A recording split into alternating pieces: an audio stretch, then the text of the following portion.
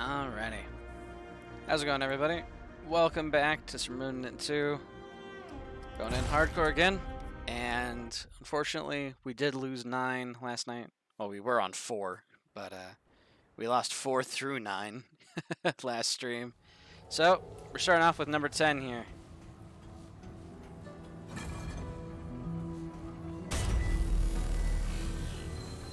Let's see here. Where's he going? Also to Nerud. Yikes. Can I reroll? Oh, nice. I can reroll. Not a big fan of Nerud, honestly. I'll take Yesha, though. I guess. 0415. Let's go ahead and get our healing grenade.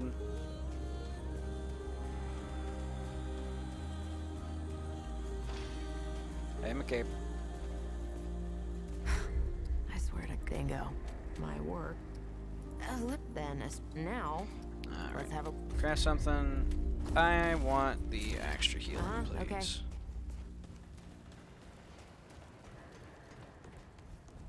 Combo for the chest is 0415. 0 1 5. There we go. Cool.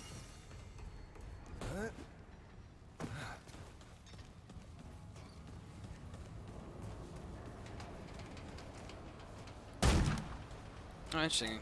It's no longer just like the old lever action. It's like a bolt action now. That's fun. Ooh, wow. I'm not used to having a dodge this light. Let's go. Let's dismiss that. Let's see here. Don't know how to scope in, but honestly, I kind of don't want to. I'm not big on scopes in games. I've always hated, like, rifles with scopes. But not knowing controls does bother me a little. It'll be fine, though. Alrighty.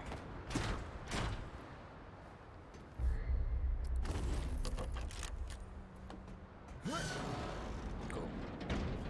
I could use that. This thing just stuck into the... Yeah, it's just straight up stuck in there. Fair enough. Okay, so... the SMG... modded with heal grenade. There we go.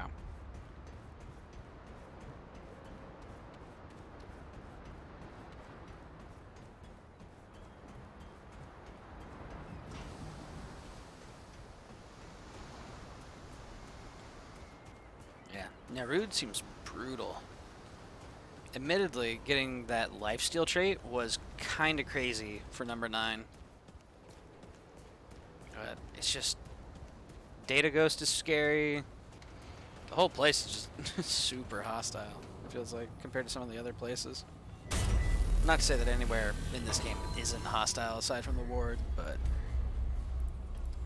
Let's go.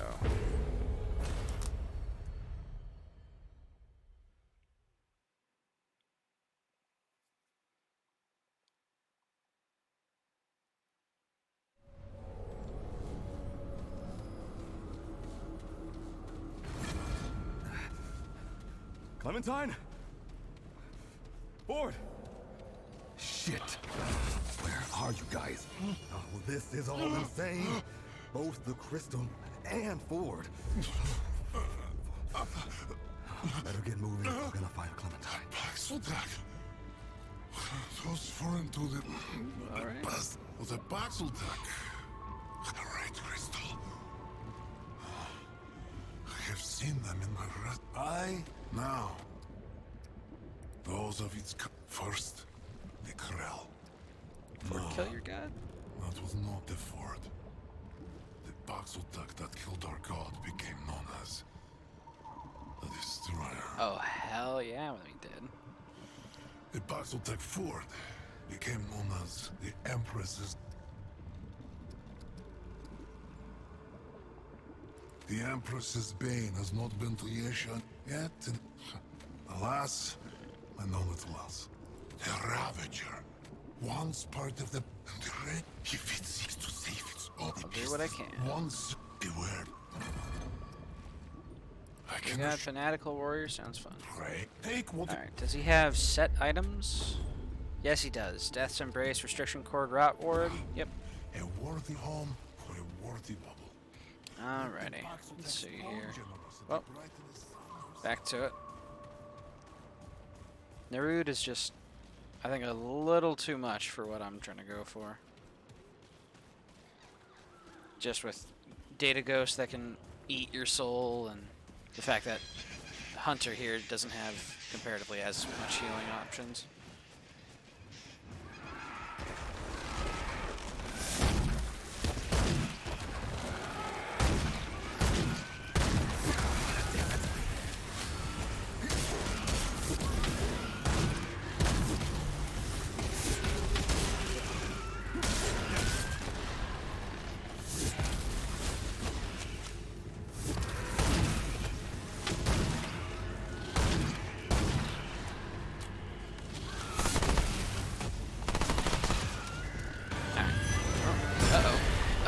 What are you? Don't like that. Okay, alright, that's a big stagger. Is that your weak point? Yep.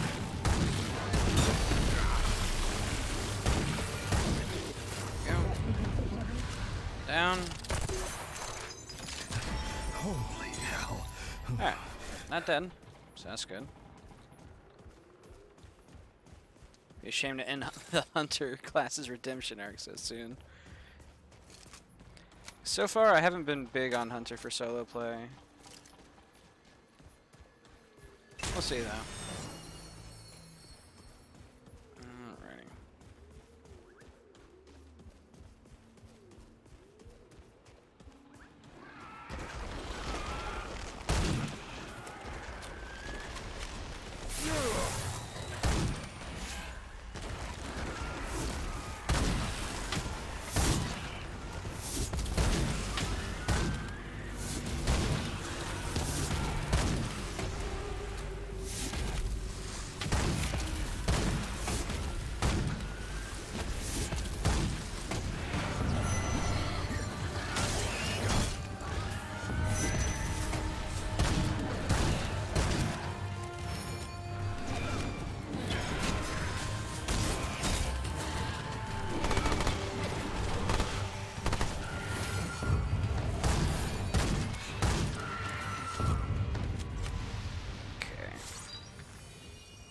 Specials are down.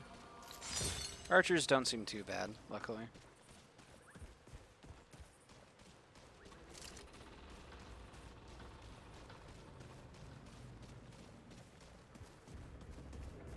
It's definitely an adjustment period, though, going from like medic or challenger over to hunter. I can't just run at enemies funny like I used to. Who would have thought a hunter would try and keep their distance, maybe?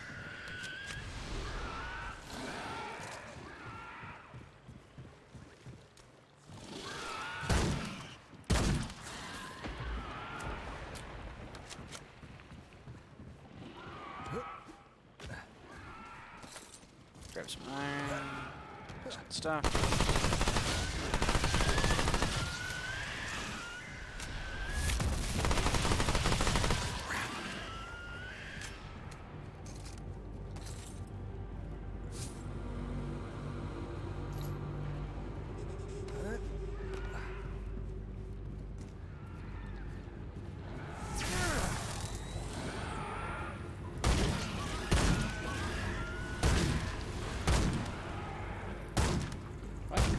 Hello?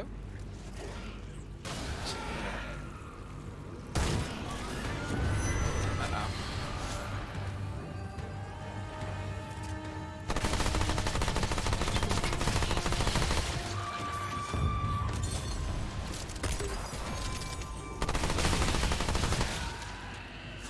Alright, we're fine. That was rough. Nah, you're fine, 10. 10's is fine.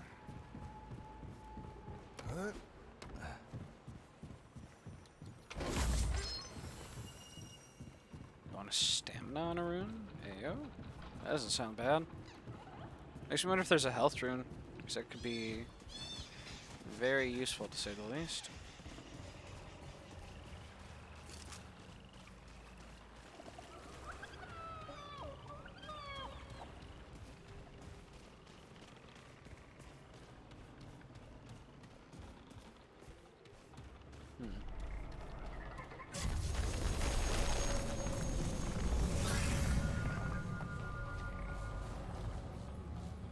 Well, might as well restock.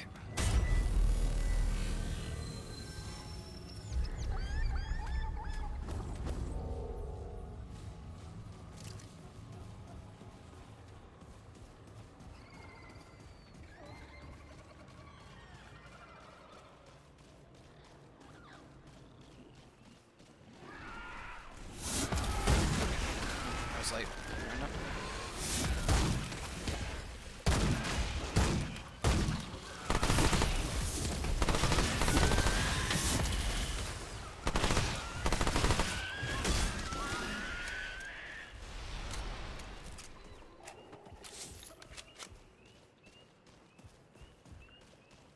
Alright. I heard that apparently you actually can unlock another archetype on Yesha. There's a 5th archetype in the game. Or 4th, 5th? Here they come. Challenger... Wait, Challenger Medic. Handler. Hunter. Yeah, I think 5th is the correct count there. Which is the Summoner archetype. You unlock it here on Yesha.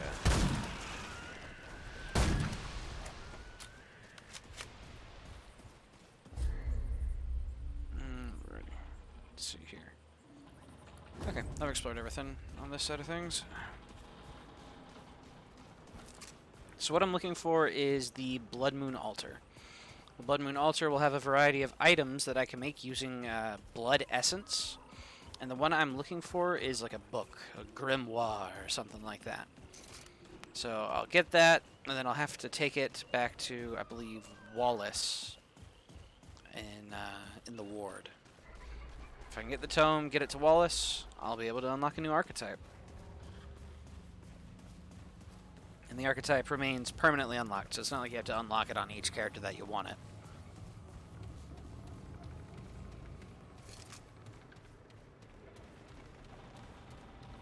Alright, what have we got here? Some sort of... What's this? Well, there's the Blood Moon Altar. Faded Grimoire, there we go. Knotted Helm. Hauntingly familiar visage. Convincing enough to still be alive. To truly know your enemy, you must get inside its head, literally. Gain a stack of Bulwark for each active summon. That's interesting. Summoning increases all damage dealt by 20% for 30 seconds. Blade of Ghoul. And Sanguine Vapor. Gotcha. So what I need is 2 more Luminite crystals. I need to get to 1,500 scrap, and I need 15 of the Blood Moon Essence. I want to get that Grimoire. Oh yeah, so that's the spot. We know where it is now. It is our 2nd crystal on Yesha in the Forbidden Grove. So now we just have to wander around and try and find Blood Moon affected areas, basically. Areas that are under a Blood Moon will have these little wisps that you can shoot. And if you shoot the wisp, you get a Blood Moon Essence. Simple as that.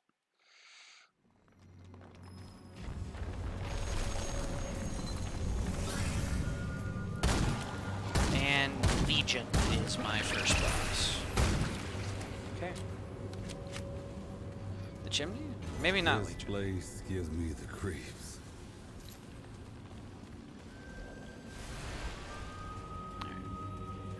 Let's see here. Said it's not under a Blood Moon. I'm not the most interested in it.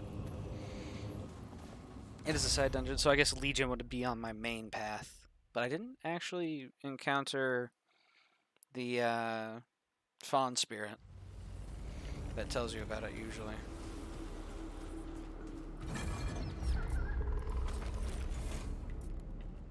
Mod generation, skill cooldown, stamina, health.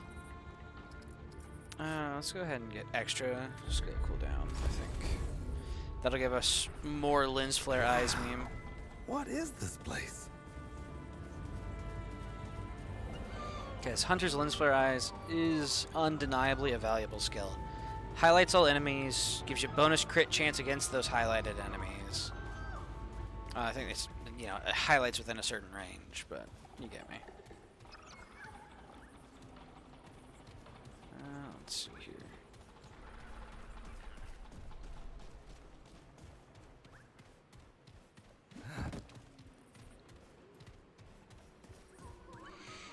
Alright. Well, I guess let's press onward, see where we end up.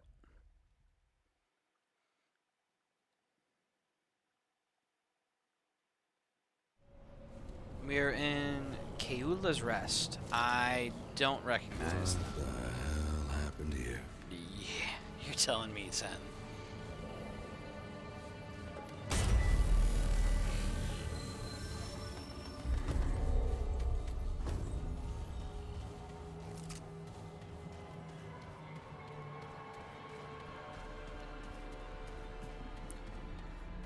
Wow, that's a boss arena. That is a boss arena.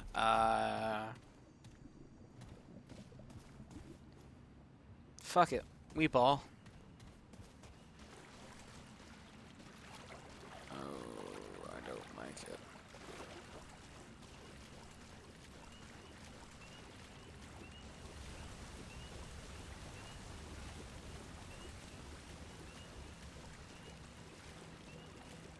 It's not a boss arena. Not even a combat arena, apparently.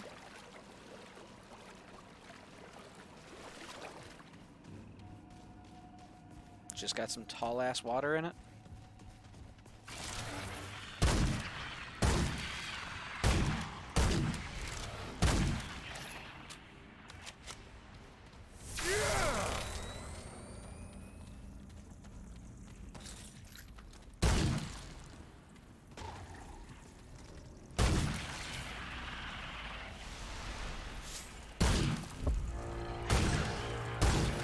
Uh-oh.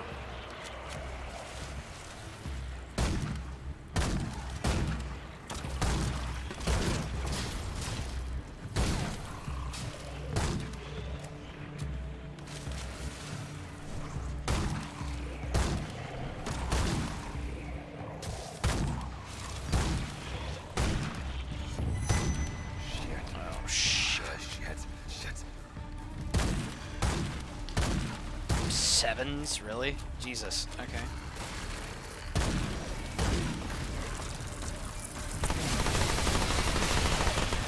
Okay, so that's just an explosive that I can't do much against. Woo! Ow!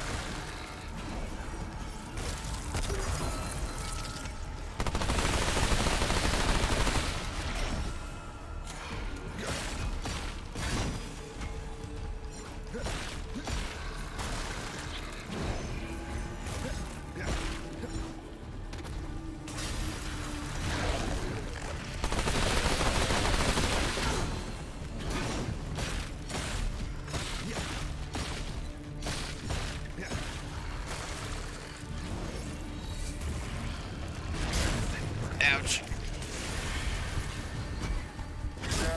No, 10. Rip. That's on me. I flubbed the roll.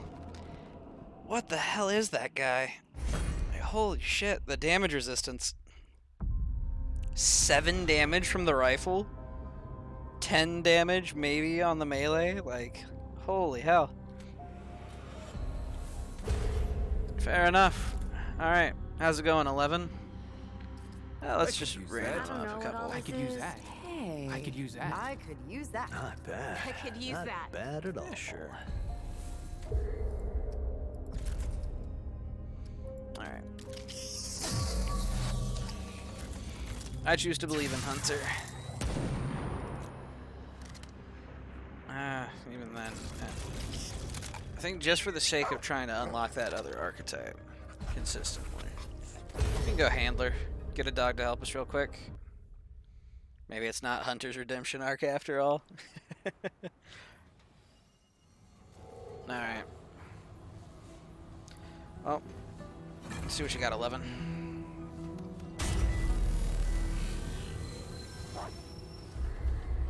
Nerud, no thanks. Reroll. Yesha, sure. Starting at the Red Throne. Okay. I'm used to starting in the Forbidden Grove. I'm not sure if we need to reroll again.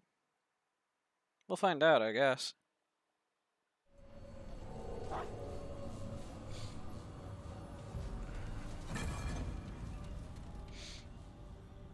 Yeah, I'm gonna go ahead and reroll again, I think.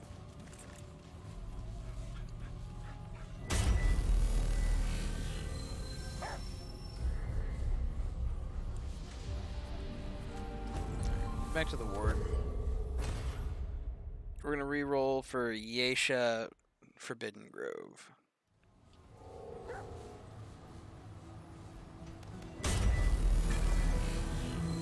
Alright, world settings. Interesting, so this campaign's called Ashes to Ashes instead of From the Ashes. No thank you, Nerud. Yesha, Red Throne, no thank you. Forbidden Grove, please.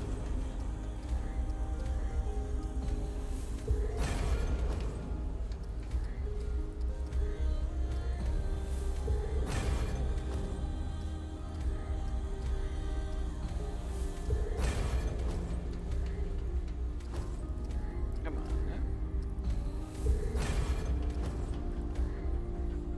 Still Red Throne. Alright, fine. I am not willing to fight it on the matter.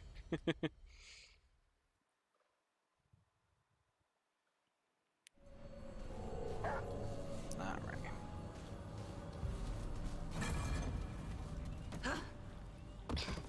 Yikes, almost went too far there. Clementine? Ford? Shit. Where are you guys? This is all insane. Both the crystal and Ford.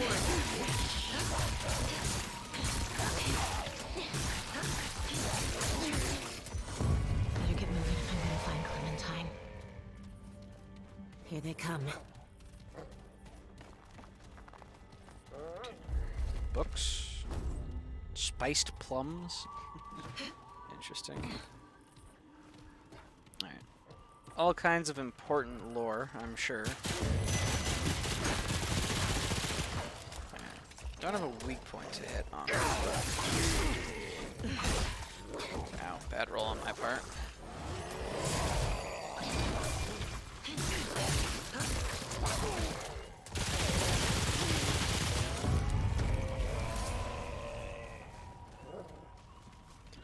Alrighty, let's see here.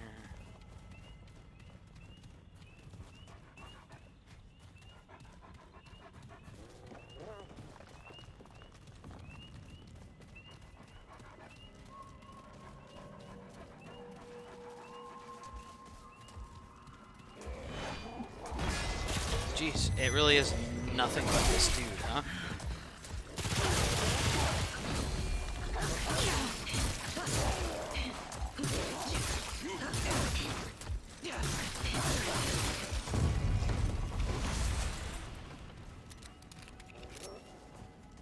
Okay.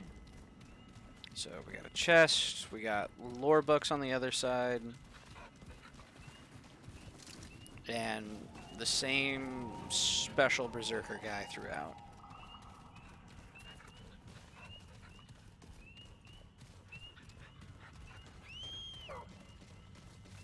Okay, cool.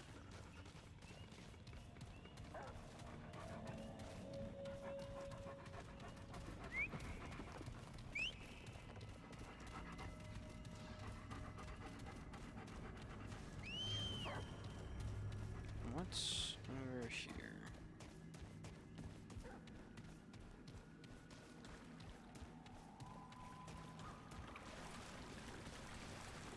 Alright, this is intended path. So, what the hell's over here?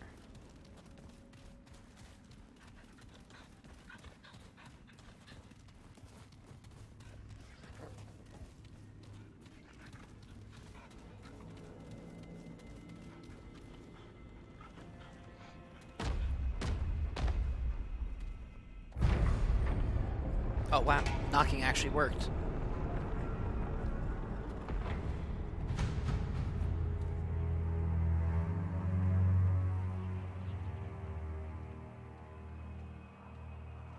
Boy, Anna. Come. That actually worked, girl, Lana. Thank you. We have been waiting.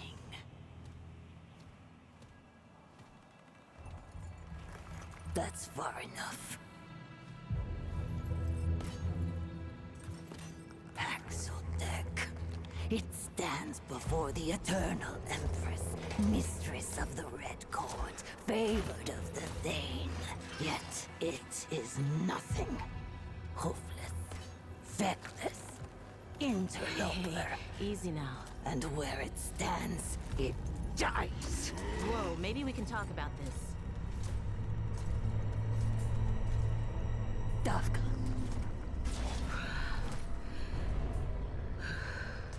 It seems it shall live. For now. But tell us, Paxildek, what woes does it bring this time?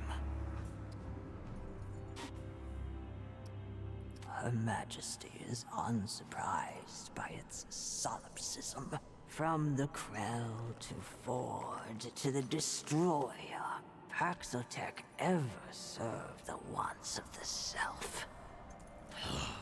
There is no name more cursed in these royal halls. When the pestilence came, Ford succored the schismatics. Treachery turned to ruin. Ruin to desperation. Her Majesty would see Ford bleed, would see all Paxotech put to the blade. But the Paxotech prowess is fearful. Ford, the Destroyer, and others were staggering, undeniable. Perhaps Paxotech's strength can serve to liberate rather than oppress. Her Majesty, in her eternal wisdom, will grant it grace. The Paxotech's life in exchange for another's. I'm listening. Her permanence has spent many lifetimes communing with the Thane. The Holy Tree grants euthanasia, but also clarity. The Paxotech needs salvation, power to overcome the only true enemy. Do not demur, for it has not the guile to see beyond her eternity. All dance to the same world song. Different notes, different parts, same tune. The Paxotech seeks knowledge of its Clementine. This knowledge is neither gift nor reward, and yet arrives as both. To acquire her eternity's grace, it must prove itself loyal. For Her Majesty will not suffer another transgressor. That's not the deal I'm asking for. I won't kill for you. Gods, teach the Paxotech to bow before eternity.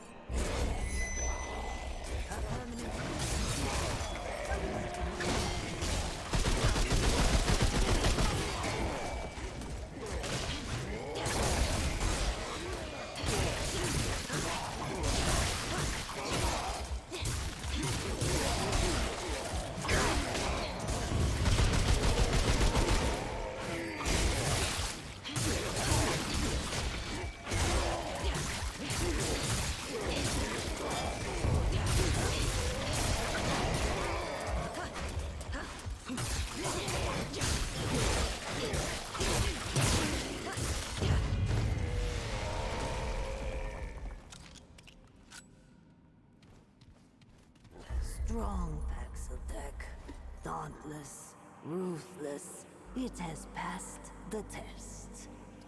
It is as clever as it is deadly. Now her eternity knows it is the one she seeks. The one for a task most desperate.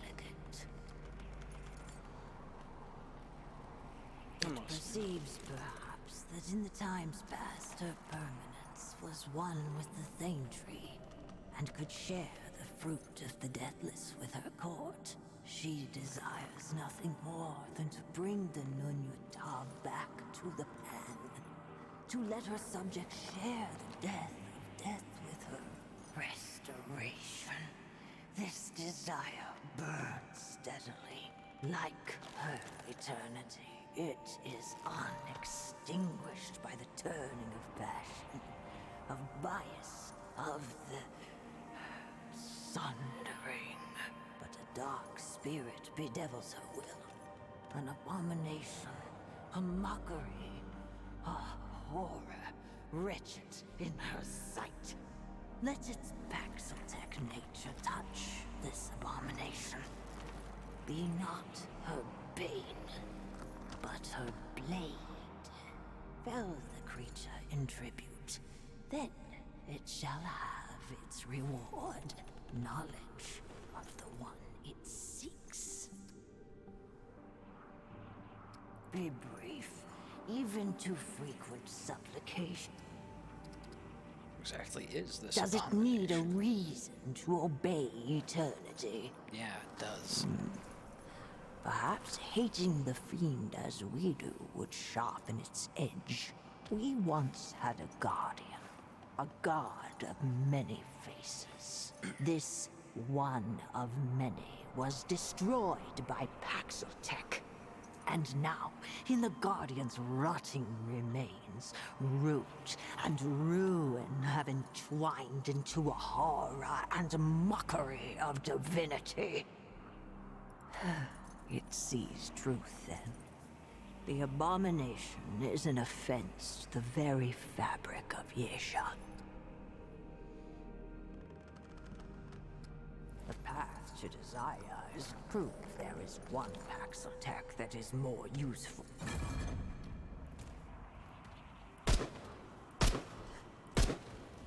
Fair enough. Curiosity got the better of me. Intrusive thoughts won.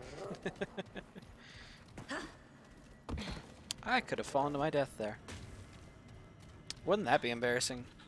Go kill a Ravager and then just walk off a ledge in the throne room.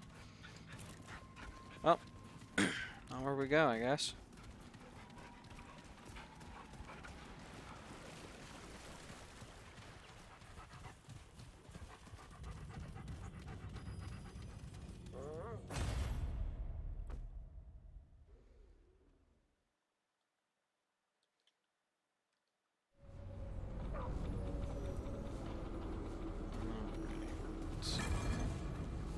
Well, might as well rest.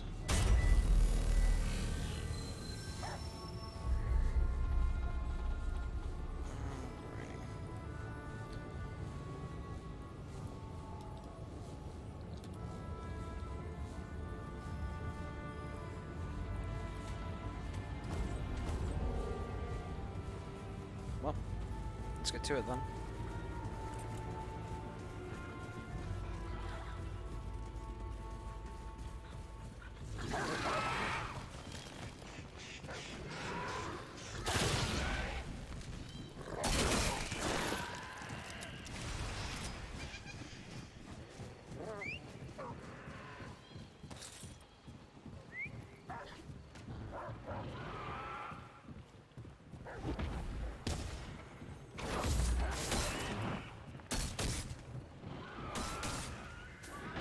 Uh-oh. Hate ladders, hate ladders. How do I bail off? It's not dodge. Q, E. All my homies hate ladders.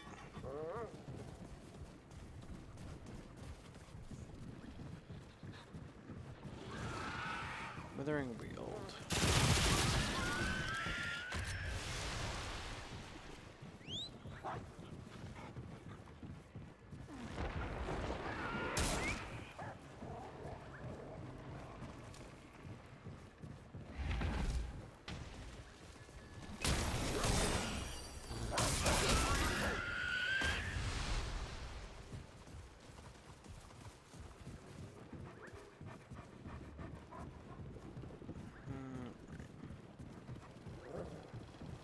I'm not sure if I have to have Forbidden Grove. Maybe Withering Weald will work.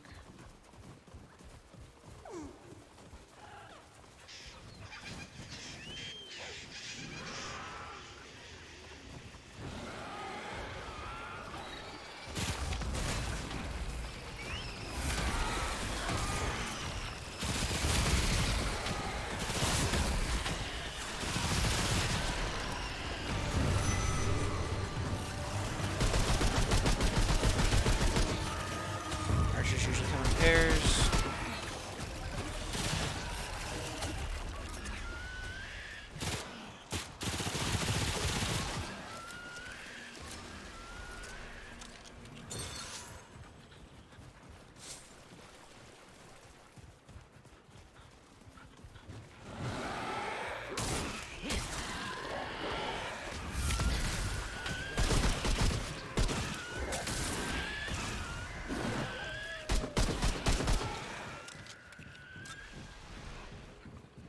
Alright. I want to try and get Summoner if I'm able to. It sounds interesting, Let's do this. but I need that Blood Moon Altar, and I'm not sure I can get it on this World Gen. However, I haven't been able to get anything but this World Gen. At least on number 11.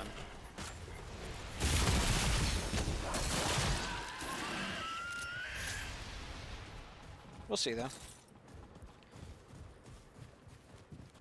If it has to be Forbidden Grove, then oof. If not, awesome.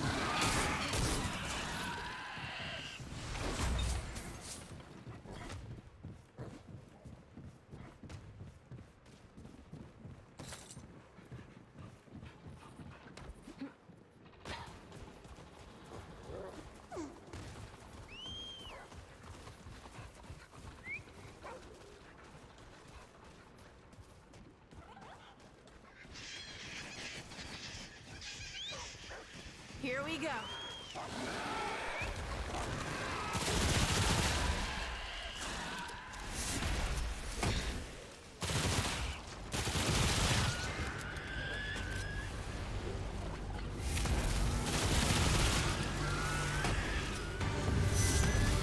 Oh shit. Okay. It's fine.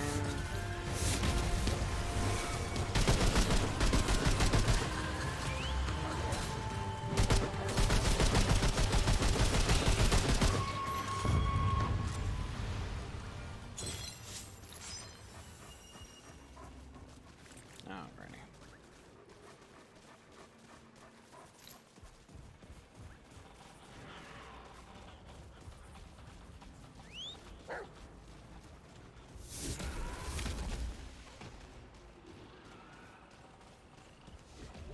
Okay, so dog does double back to me if I get too far away. That's fair. Okay, so I actually remember this. Yeah. So even though it's called Withering Weald, this is the same chunk from where we had previously. So Blood Moon Altar should be right around here. Interesting. So the altar can be in a different place. It's not guaranteed where we had it. So 10 simply had a convenient altar and we blew it completely.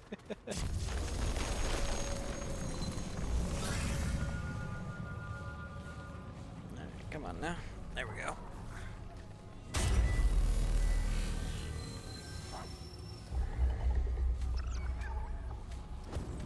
Alright, so let's see here. Our goal, I think, is still going to be Blood Moon Essence. Because, damn it, I want to try out that other archetype I've heard about. I don't have it, and that makes me want it all the more.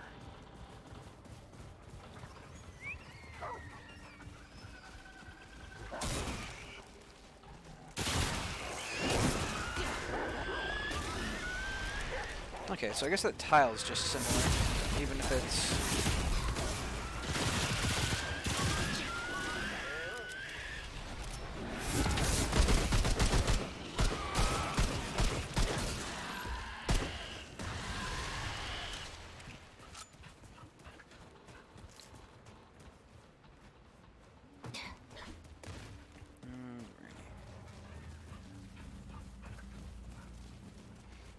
Well, might as well do a side dungeon.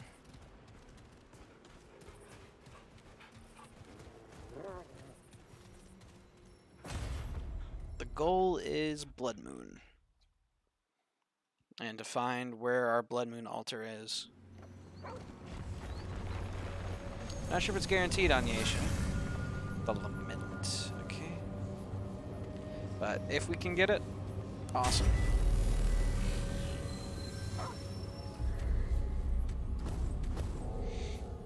Alrighty.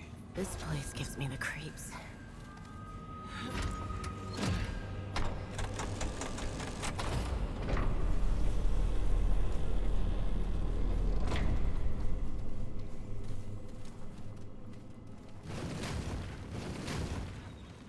Now what?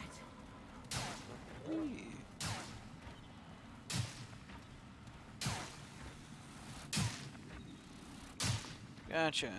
So, trap place.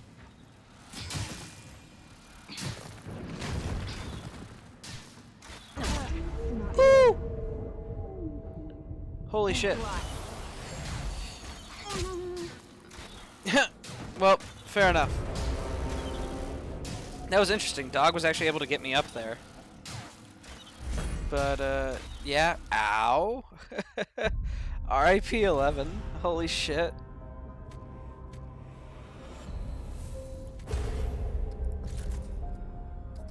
Oh, I could use that. Alright, how's it going, 12?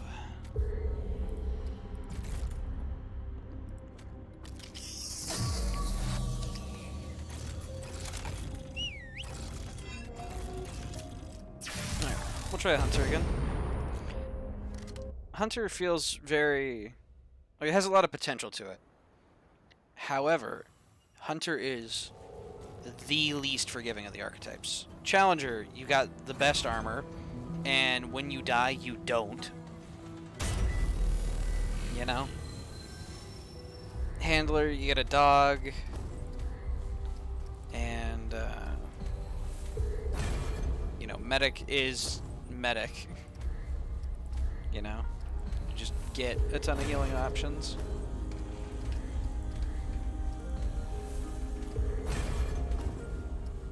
No Nerud, please. I would not like to go to Nerud. I'd like to go to Yasha. Not Nerud. Please. I beg you. Okay, cool.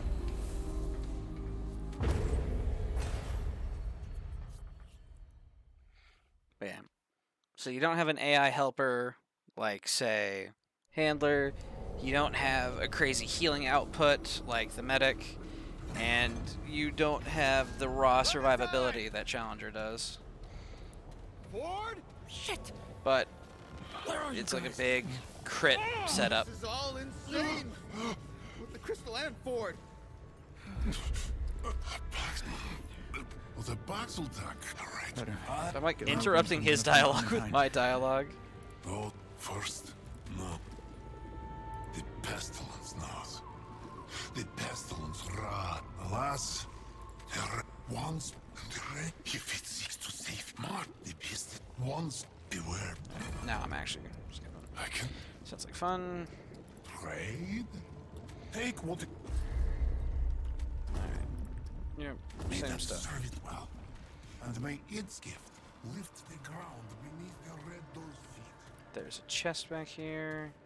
On the map, chests are marked with a yellow dot. And it's honestly what I've been looking for more so than actually just trying to visually confirm if a chest is there.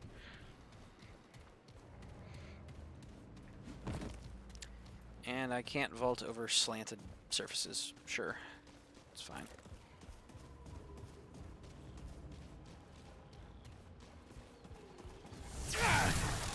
Let's do this.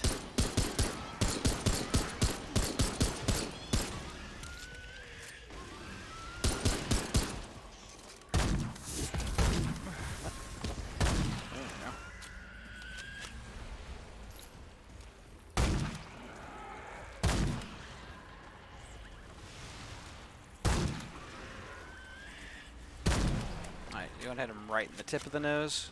Cool.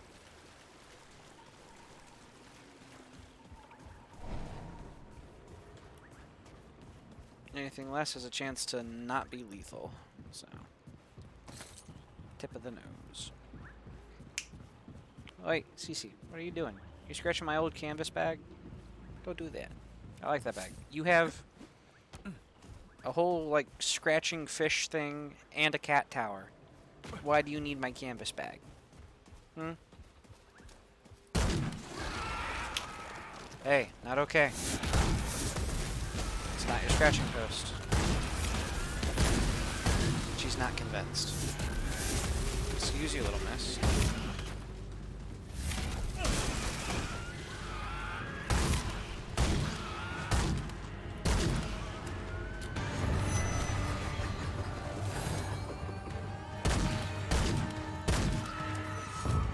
Alrighty.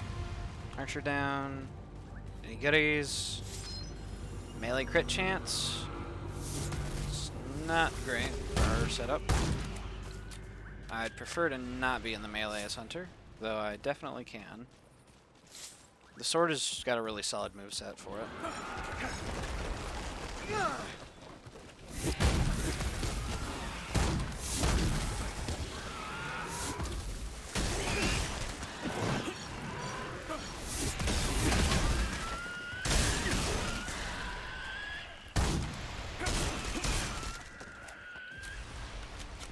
Alright, we're fine.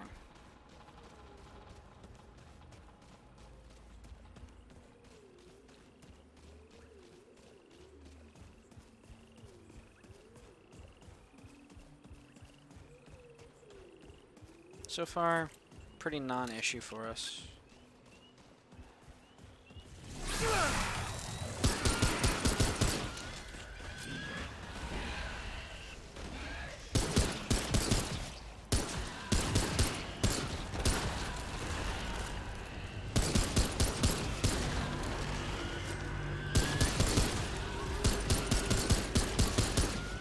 Nexus? Uh-oh. I just shot something I wasn't supposed to.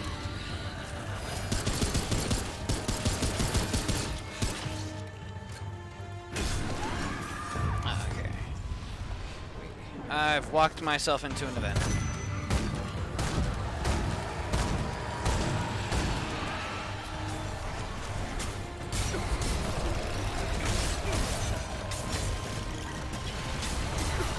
Holy shit. I should not have actually gone and shot it.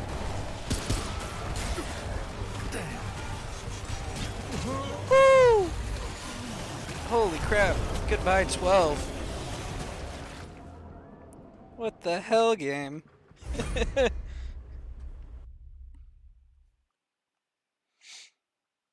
Game's got no chill. Fair enough. Alright, let's see here. Random up a little. I could use that. I could use that. I don't like the looks of this. I don't know what all this is, Not but I bad. do not I want could use that. Oh, I don't like the looks of this. I could use that. I don't know what all this is, but I could use that. I don't know what all Sure. this is, This will be but I don't want to find out. Hello 13. We could do 13 as a handler, maybe? I do like handler's melee. Challenger is nice for raw survivability.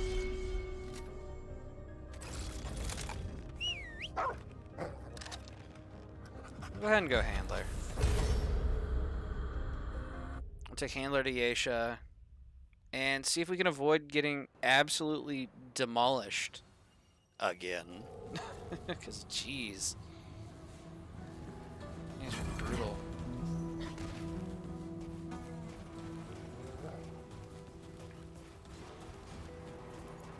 Come on, McCabe.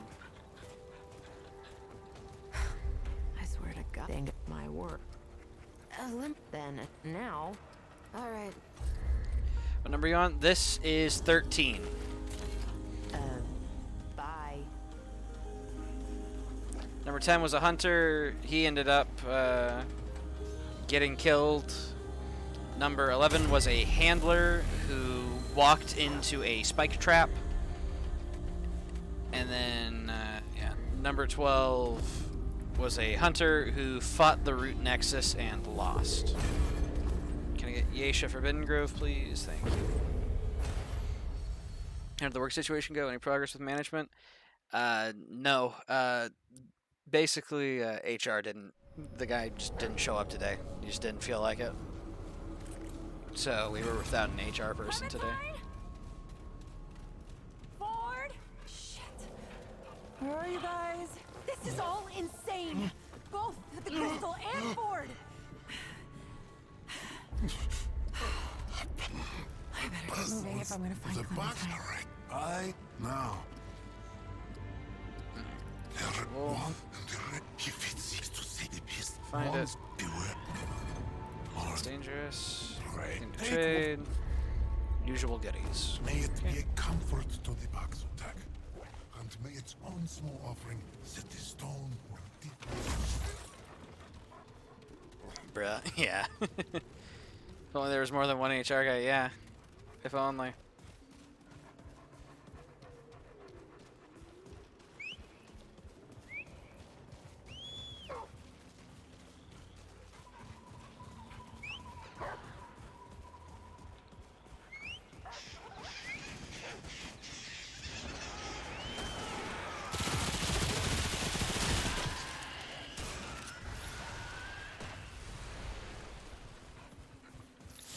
Yeah, it'd be like that sometimes. It's just how it goes.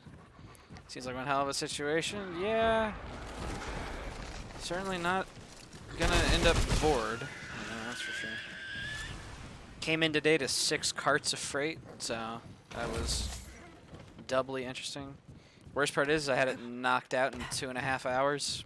All of it, including like getting the overstock put into the bins and all that. This isn't looking good.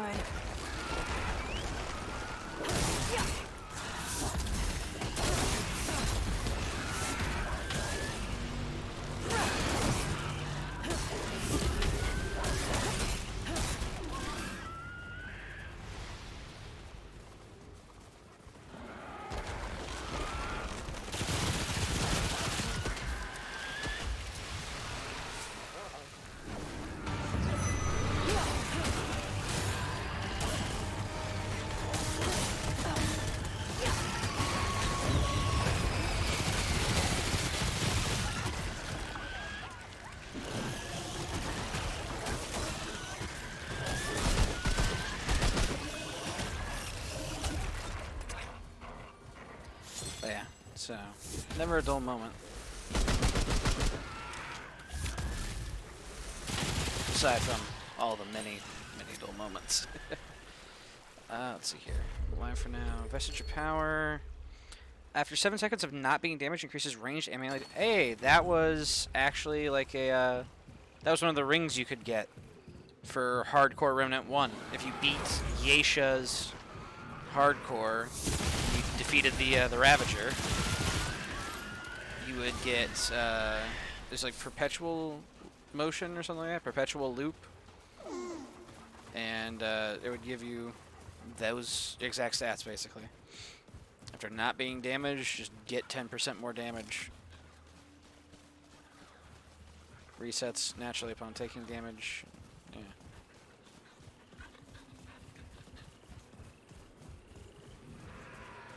Here they come.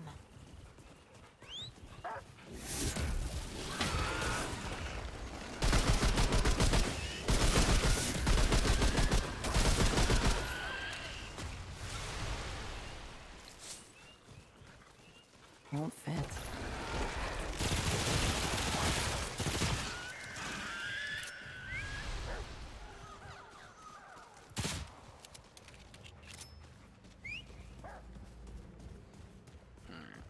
Let's see here. Alright, cool. So I do have a Blood Moon Altar. There's the Root Nexus that killed me previously. Hello, Root Nexus.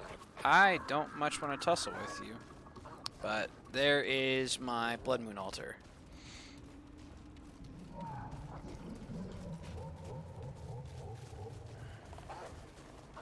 It's not fucking with me yet, so I'm content to not fuck with that. That's what just literally fighting that thing just killed number 12.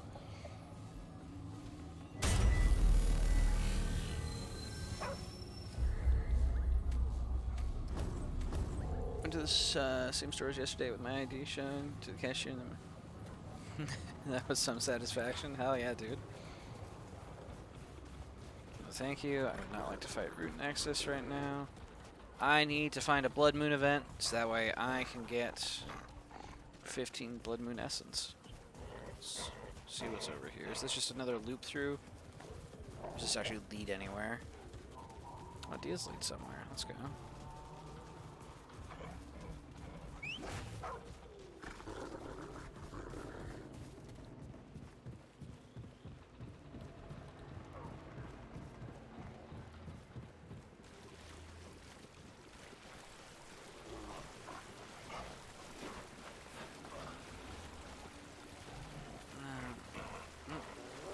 Fair enough. Nothing really down here. Maybe in some map generations it is down there.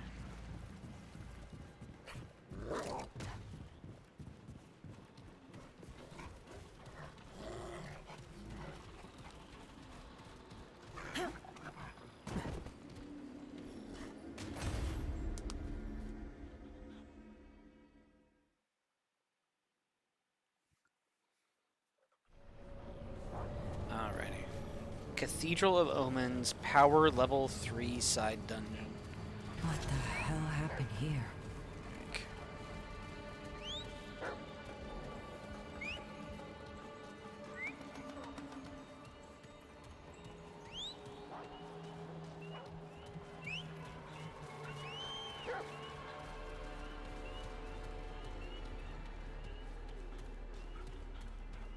I wonder what that is. Well, let's see what happens. Don't kill me. So that just aligns something, aligns with this over here. So here, this door's closed. Alright, these doors all have symbols above them. So we got left. We've got like up left, and then we got down.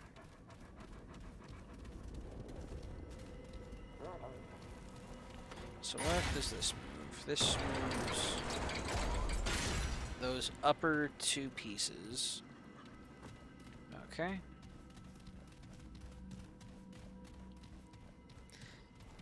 This moves the symbols. Okay.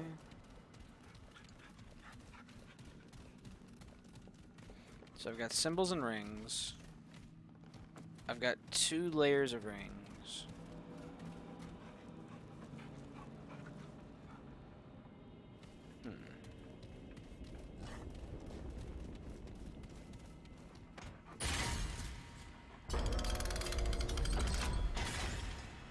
This one only moves symbols. I'm not seeing symbols necessarily represented over the doors, though. That said, this one is now open. So, okay. The beginning. For sun and moon, describe the skies. The firmament beyond. Your whims will tell it. Fragile life must hang below a puppet on a thread. So, I've got, let's see here. So I guess that's star, moon, and then life, I guess. So I somehow, I mean, I definitely knew what I was doing, chat. It was perfectly calculated, and I've unlocked a useless room. It was calculated. I know exactly what I'm doing. Is there a riddle by this one?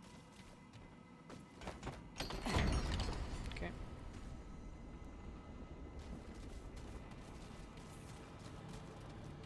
So what does this lever do for me?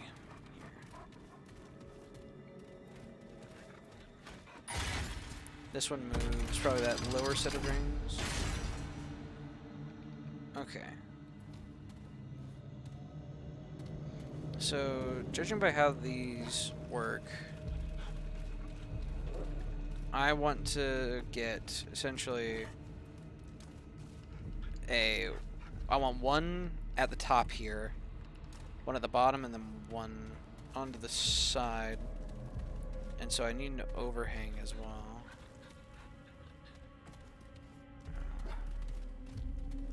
Can I even do that? Let's see here.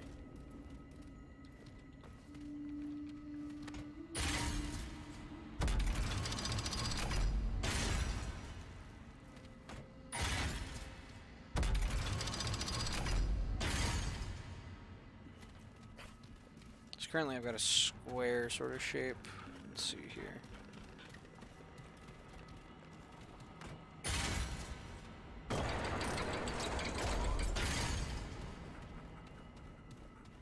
Alright, well, I've got a triangle.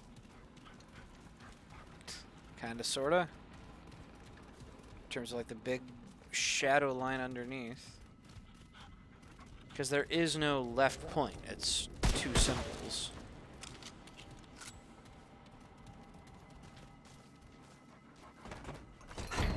Fair enough.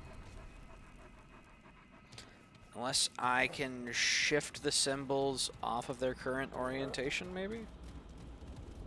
Even then, that doesn't actually change where the lenses would go, though. Yeah, so it just shifts those position. School's almost back, though. Very sad. Yeah, it's tax-free weekend at the moment. So places are excited here.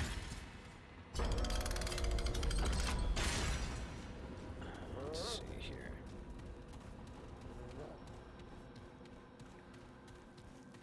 Let's take a look at the note. The beginning. So the beginning is this down position. Sun and moon describe the skies and the firmament beyond. So, the fragile life must hang below a puppet on a thread. Yeah, I don't even know what's going on here, but I'll have to figure this out another time. I don't just want to sit here and fuck with a puzzle and then get this character killed immediately afterwards. So let's have this character, you know, prove their mettle, and then we'll see about messing with that, I guess.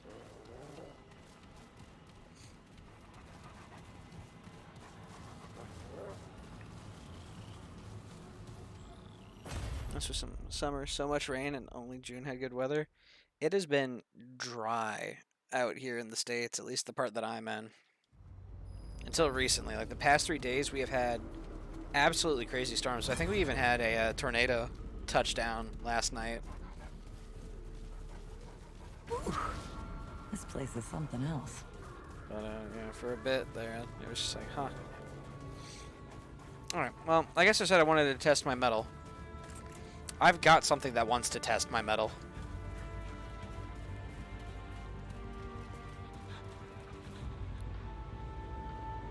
Godspeed 13.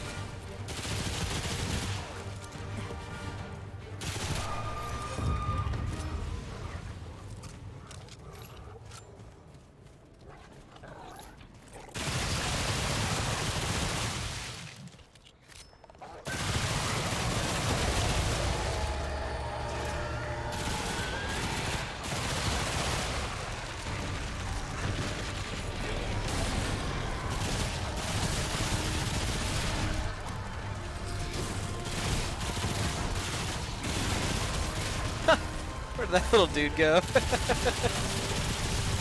Little man got sent. Okay, so it seems I can fight it in stages, essentially. It sends out waves, so I'm not just in a constant fight.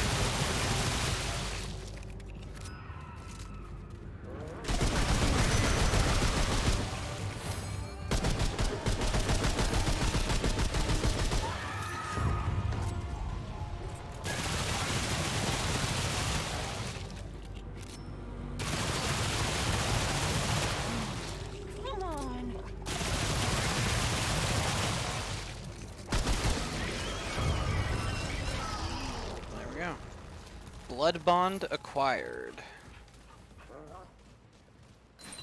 And a hallowed egg.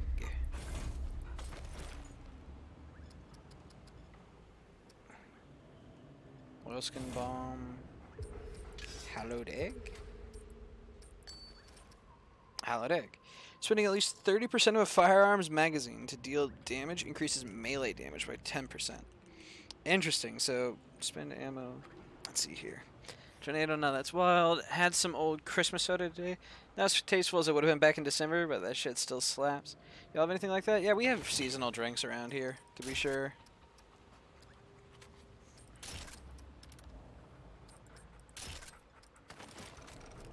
I know there's a bit of a joke about like Sprite cranberry.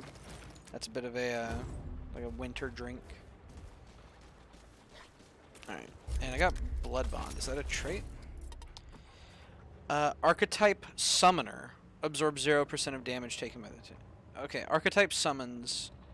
Interesting. So when I would be damaged, my summons take a chunk of that damage for me. That's interesting. So archetype summons. So specifically handler and summoner. Maybe just summoner. Alright. But I've got that taken care of. I've got my blood altar over there. At this point, all I need to do is find a blood moon event. And then I can see about trying to get this 5th archetype.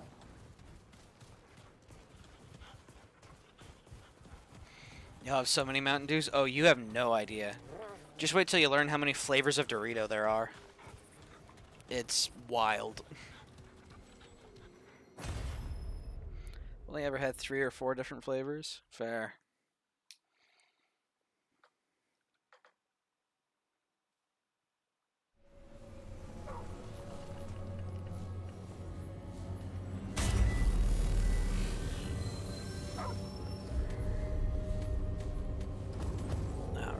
Let's do this. Twisted Chantry, so this is going to be Legion.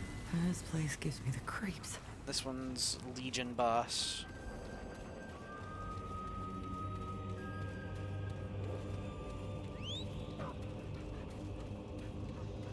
I don't want to get too far from Dog if I can avoid it.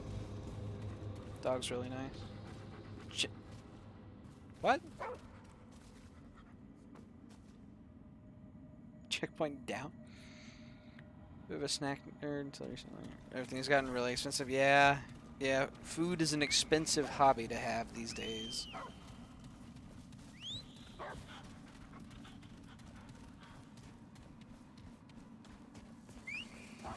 Shit.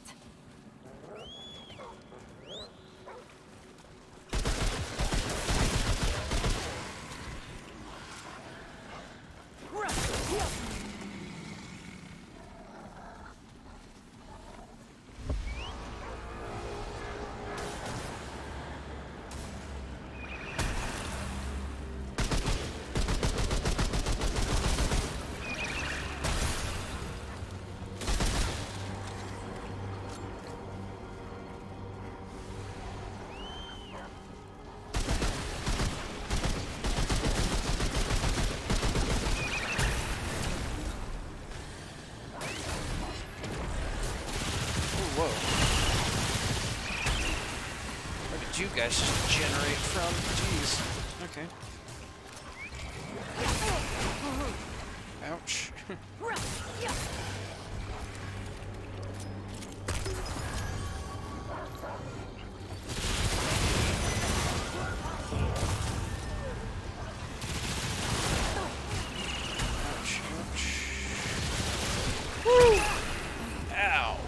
Okay. So if you damage them enough, they become suicide bombers. Gotcha.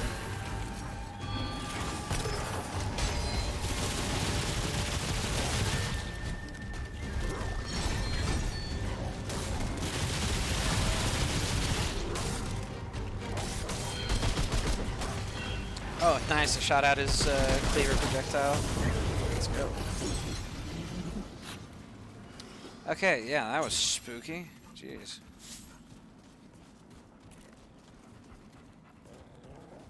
see here. Can I, like, enable this thing at all? No? Okay. I can't actually use the flashlight in dark places, like, say, a dungeon, where it might be useful to have. This isn't looking good.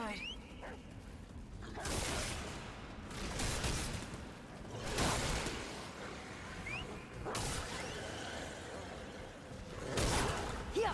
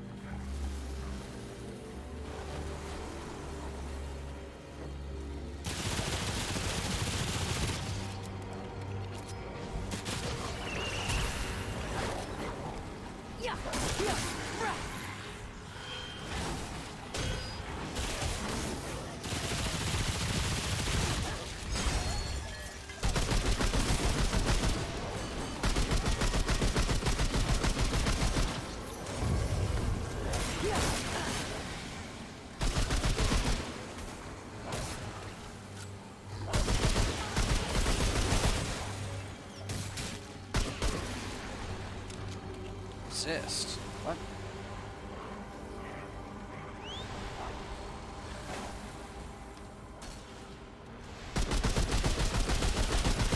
Oh shit.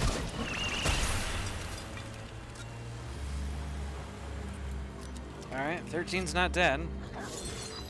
Barely.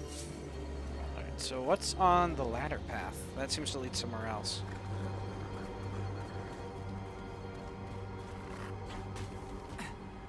Oh, it just leads down here, which leads down.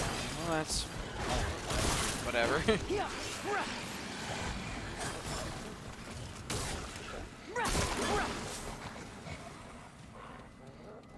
Okay. Well, we're okay for the time being.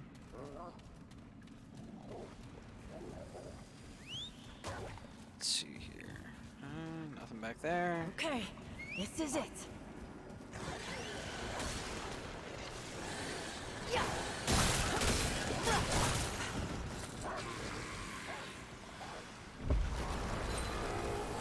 Celerity stone. Figure out what that does in a sec.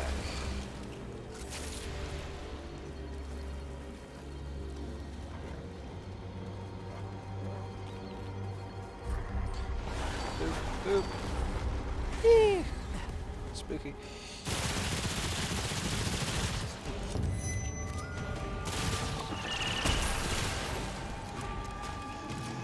Hello, Special. I hated you in the first game. You were not quite an insta-kill enemy in the first game, but he put you into a quick-time event that would try to kill you.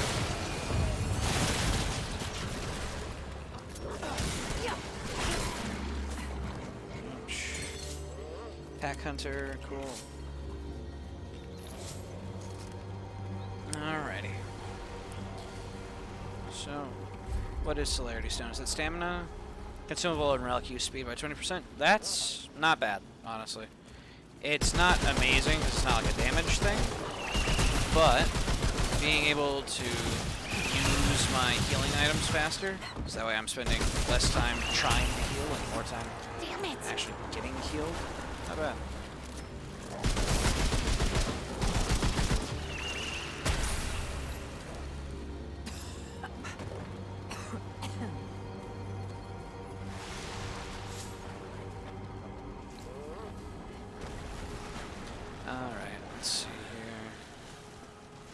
Snack near goals to get my hands on some cream soda. Ooh. Hell yeah, dude. So, ow, my health. Uh-oh. Wait. Got a little vision effect. Uh-oh. Okay, heal. What's powering him up? Holy crap. Okay. Root Rod's scary. It's the shaman. Okay. Gotta kill the shaman.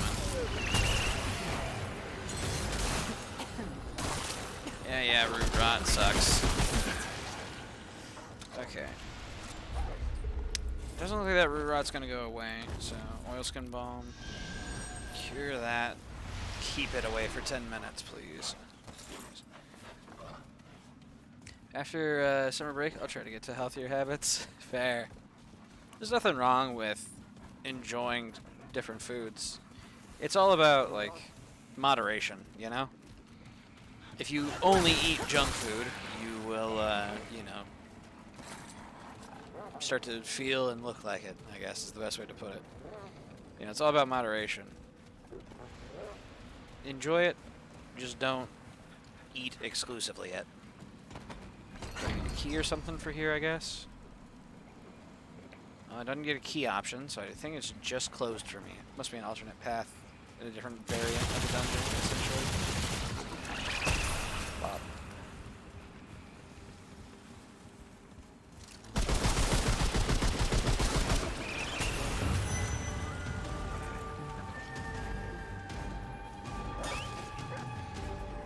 Pretty much only eating wacky food, which has probably affected my mood.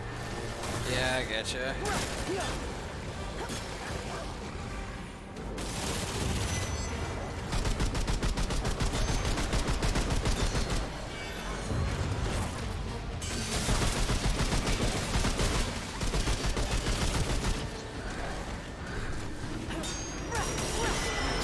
Woo!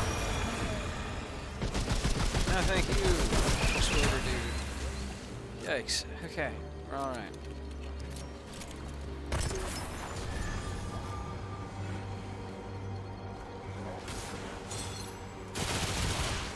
Thank you, dog.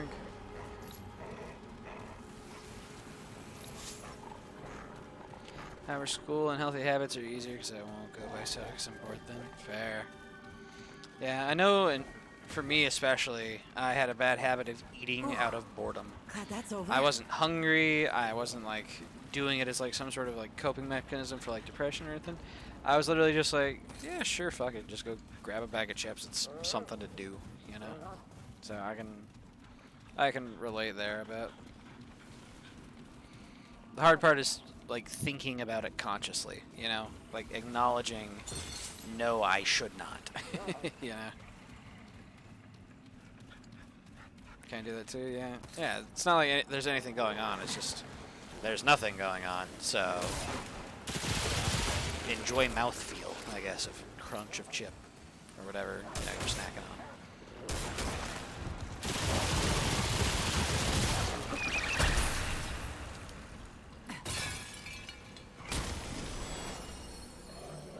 Alright, let's spend some of these trade points. Oh, we only have the one. Fair enough. Commit changes, yes. There we go.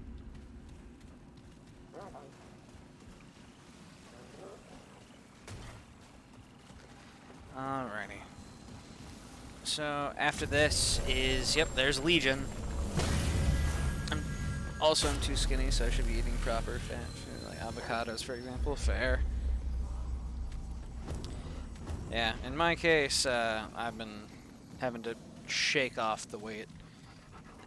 You will not find fats lacking here in the States in foods. There is, there we go. I failed to walk through the fog wall. Okay, well, there goes some bullets. Hi, Legion.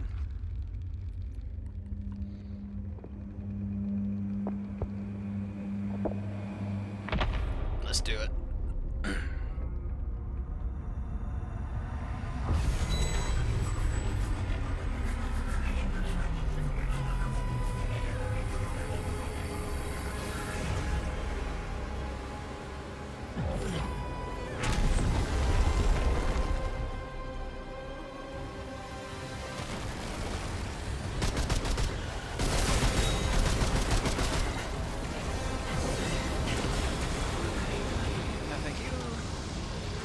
Not want to gain a stage of madness, please.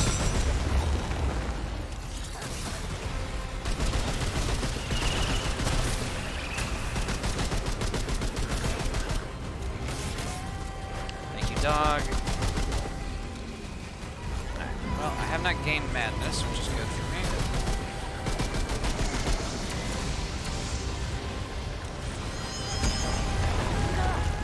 Alright, I didn't see that. That's for me. There's the mirror.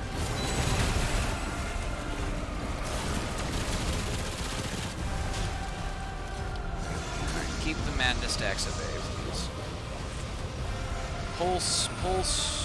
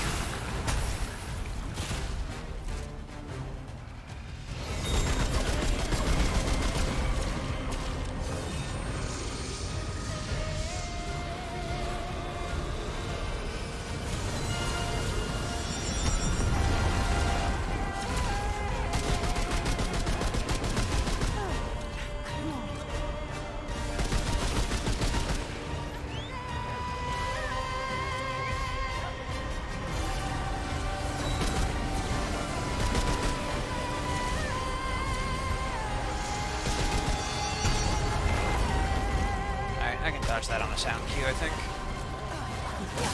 Woo! That's an exploder.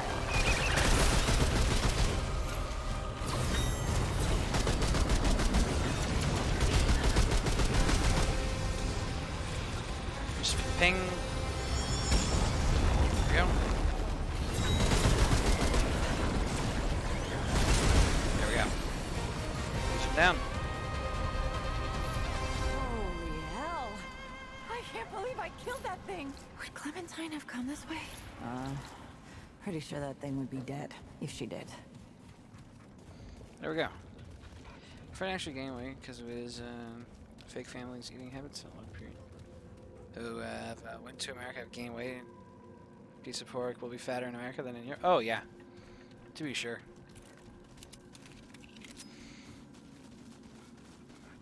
Yeah, we do all kinds of crazy things to our food. It makes it absolutely delicious. However,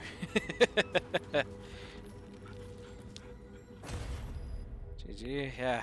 Whew. Legion made me put in the paces.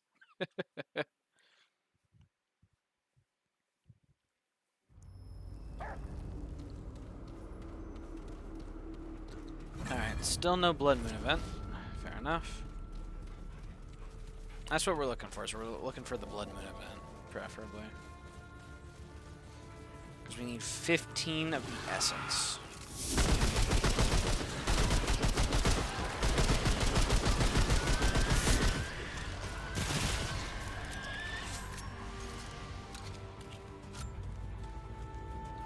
Can't say that's necessarily a bad thing. It's probably something you can adjust to.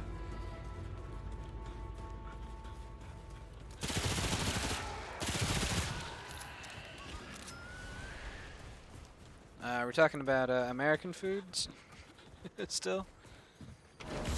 That we're talking about adjusting to, or something in game. Sorry, my brain's a bit all over the place recently. I'm off by like 1 page. I enjoy good food that isn't fat. Fair. Alright, let's do this. Yeah, you can definitely enjoy food that isn't like laden with fats. It's just foods that are laden with fats tend to be pretty tasty. It's sort of that's the point I'm trying to make. And so we've developed a bit of an obsession with it here in the States.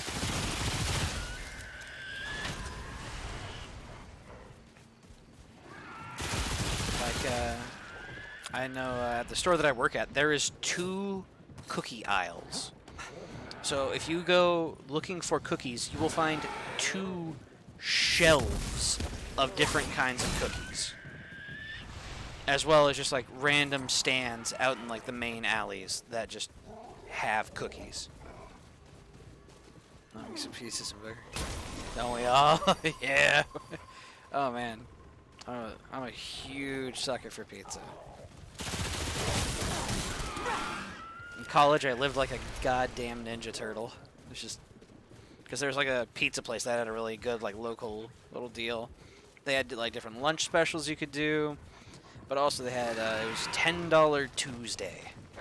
So I'd get together with my buddies and go to $10 Tuesday at Main Street Pizza, and we'd just like get like 2 or 3 like large pizzas. It was a large one-topping pizza for 10 USD.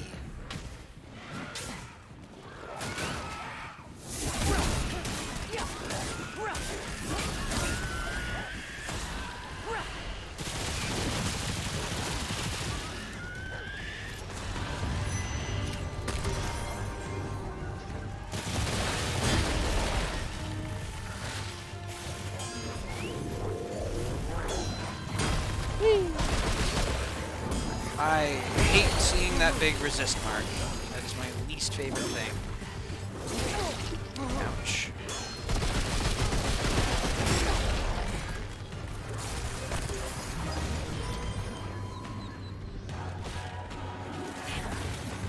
Is it over?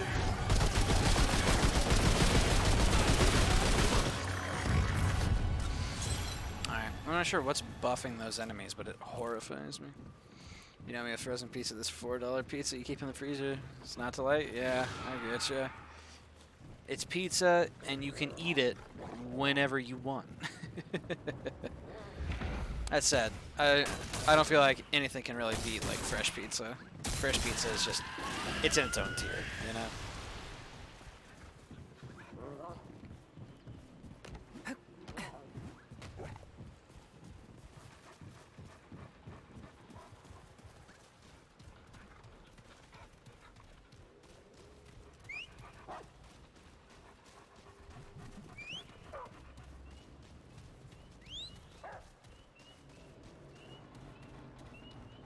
Looks like it's about time for a music puzzle again. Maybe. Yep, time for music puzzle. Coming at it from a different angle this time. Yeah, I actually do prefer a fat sloppy pizza. I actually really do prefer a fat sloppy pizza over a fancy. Fair.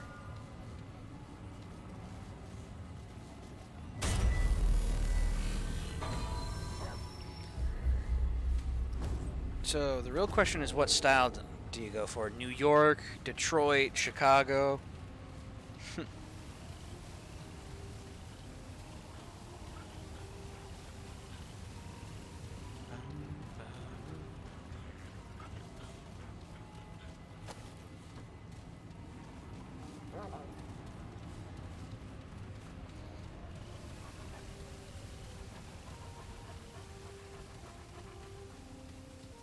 Not the Chicago one? Not a fan of the Chicago style. Fair. That looks important.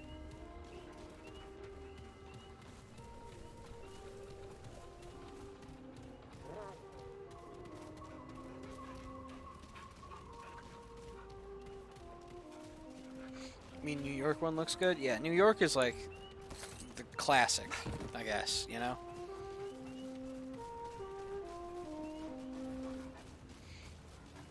I have Chicago pizza and calzone is right there.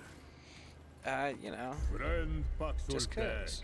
It returned, of course. Many seasons ago, Baksultek and I spoke of songs and... You are not the same Baksultek. Lost a friend. I fear, alas, yet be... The I should keep blessing of Yesha go with you. So all that y'all can order a singular slice of pizza? Yeah. Like, I know there's this one place near me, it's Shakespeare's, and they've got a like a pizza by the slice, so you can just like spend like $2, get a slice of pizza. And they do like massive, like they make massive pizzas, so $2 for a slice is it's not a bad deal. Just because of how big the slices are.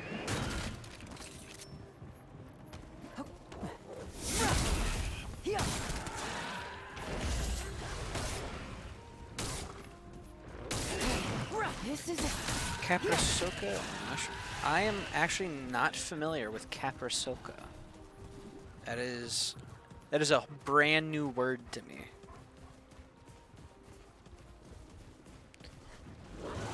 Hirosoka.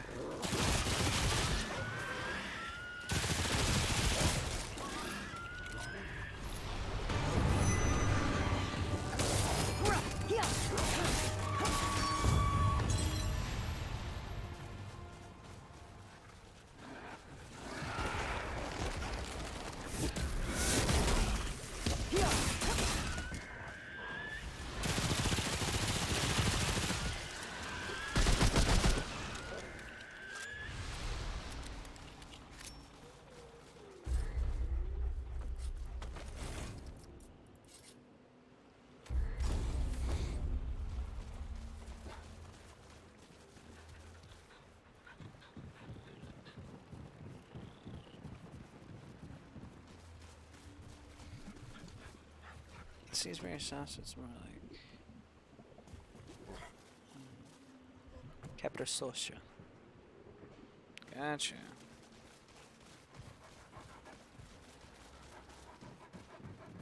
Learn something new every day. Great. More bad news.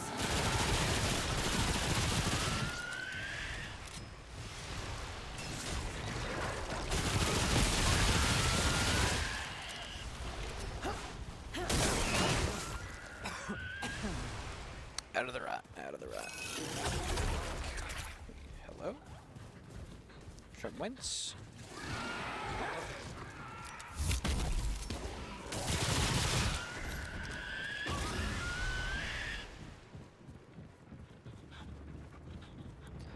It's really good. Benny Hill pizza.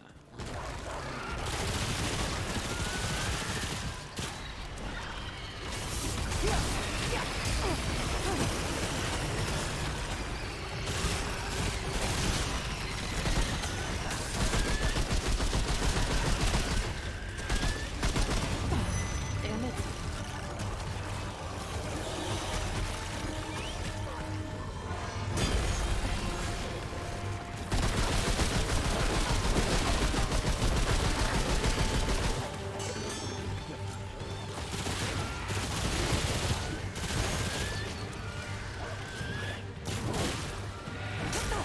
Ouch.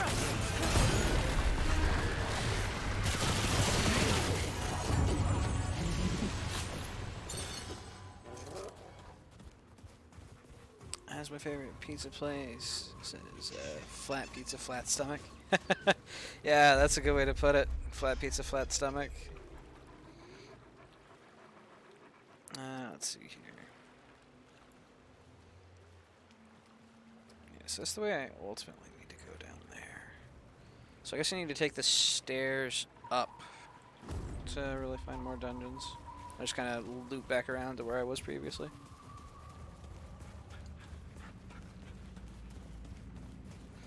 Just can't go wrong with fat meat and fat sauce. Hell yeah.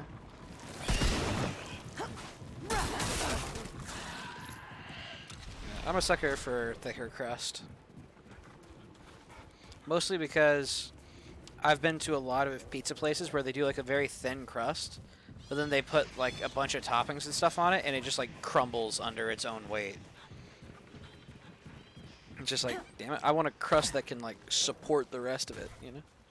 This game looks so fun. Is it on PlayStation? I played the original on PlayStation, and I'm pretty sure this game has a PlayStation release as well, yeah. I would be very surprised if it didn't have a PlayStation release. Getting hungry, and it's 1:04 at night. Fair. Yeah, for me, it's like 6 in the evening.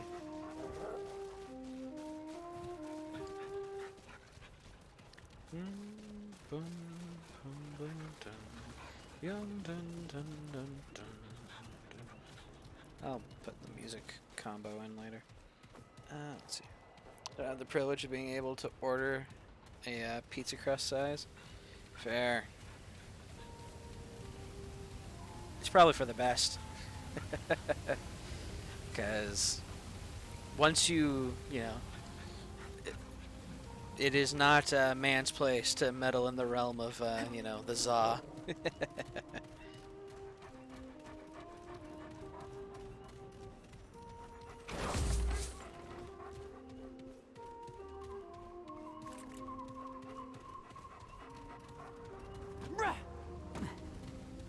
character just say bruh? Bruh!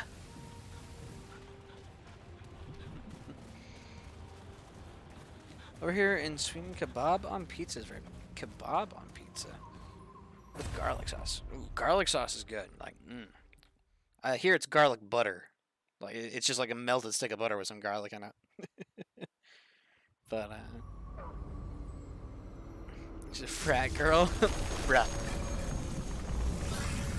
We're in Faithless Thicket. Doesn't look like there's a blood moon going on or anything. Okay. I'm not sure if there's like a specific place that I have to go for blood moon or what. If it's just like random chance when I load into a zone that it'll be a blood moon. Alright, come and get some. I feel like I had a blood moon in here previously though. Air butter is great on a real thin warm piece of meat. Just melts instantly. Yeah. Hey, wait a minute. Sage Stone. Hold up. Hold up. I know that one from Remnant 1. Give me immediately. Sage Stone. Yep. Increase XP gains by 10%. Yes. Please. That is so valuable. Maybe not as valuable as Remnant 1. Because in Remnant 1, the level up was trait points. And this game, the level up is for your archetype.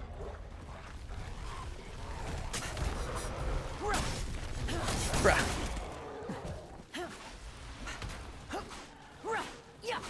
Bruh. Every pizza place sells kebab rolls and plates. Interesting. Let's see here. Let's double back just to make sure there's nothing out this way. I'd hate to miss something cool. That said, it looks like it's just... Yeah, enemies. Go get them, dog.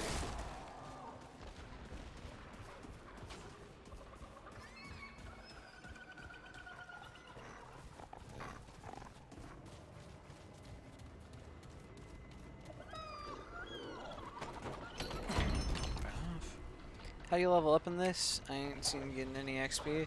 Yeah, the XP is essentially a hidden stat, but I'm gaining archetype XP. In the original game, Remnant from the Ashes, you would level up and that would give you a trait point to spend.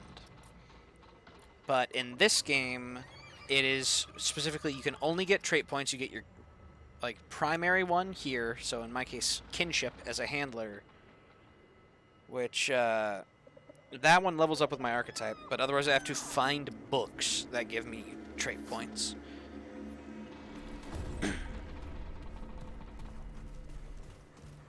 But XP goes to my archetype now. Archetypes weren't really a thing previously. It was much more freeform. Like, there was the ex-cultist, the scrapper, and the hunter in the first game. And there was differences between them, like it affected your starting gear, and it gave you an extra trait. So, like, the ex-cultist got, like, extra mod power generation, the scrapper got a bonus to melee damage, and the hunter got a bonus to sneaking, which is kind of hilarious. Shit. Kind of like a skill tree? Kind of, sort of. Basically, instead of having like a skill tree, you have traits, and then you spend your trait points on traits. So it's very custom. And you could unlock more traits just by doing certain things in-game. In Remnant 1, your armor also mattered, because every armor had a benefit that it gave you. Like, essentially like a set bonus, I guess is the best way to put it. Like, there was, like, the Scrapper set gave you bonus damage to enemies within, I think it was, like, within 5 meters. You got, like, a 10%, 20%, and then 45% bonus damage versus enemies within, like, 5 meters.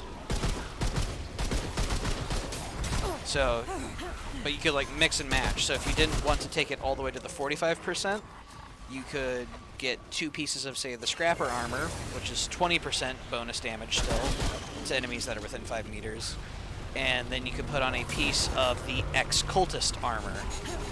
Because the ex-cultist armor, by having at least 1 piece on, would give you passive mod power. So like right now, if I use my healing grenade, if I want to get another healing grenade, I have to deal damage with my gun. That is how I generate mod power to get power for the ability. But with the ex-cultist, with a piece of the ex-cultist armor, it would be passively regenerating over time.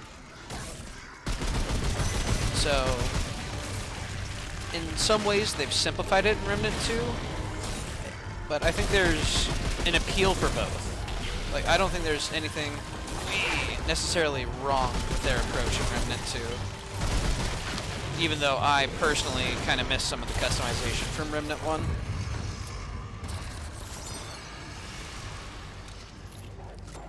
It makes it a little more user-friendly. Is ex-cultist one of the roles? So in the original game, your role didn't matter. So, like here, I've got like this whole archetype that I'm leveling up. You didn't have this in the previous game. In the previous game, you were what you wear, basically.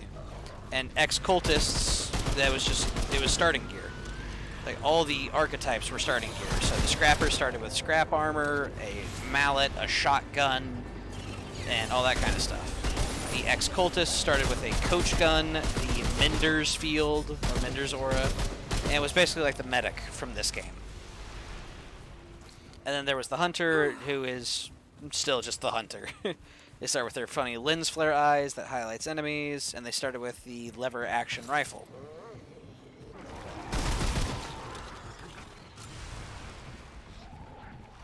But yeah, there was no like leveling up an archetype. You simply picked essentially your starter gear. I guess is the best way to put it. You picked what your starter gear was, but then after that it was full customization. Really want this game, it looks amazing. Yeah, this game is super cool. But yeah, so it's definitely different than Remnant 1, but I'm not opposed to it. Because with these archetypes, sure, you're like locked into a class, but you're also not locked into armor, basically.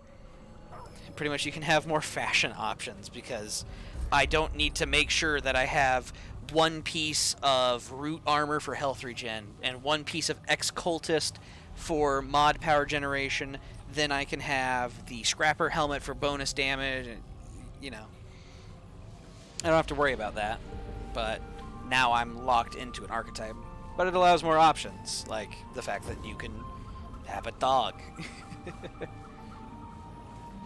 In the first game, you could get a dog, but there was like a whole process you had to go through for it. Also, expanding glade. I don't want to deal with this right now. So, can I just like load back and forth between zones and that'll eventually trigger a blood moon? If I just come back in now, and I head back through, like, is Blood Moon just like a random chance thing every time I enter a zone, or is it simply going to be assigned to one of my areas, I wonder? Because I need to get the Blood Moon essence. Fair enough. Well, for the time being, I don't want to progress main zone.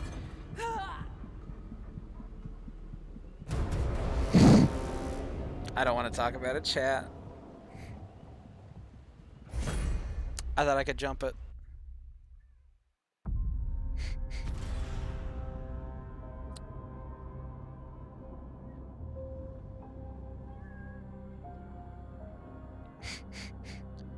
I'm mad about that one.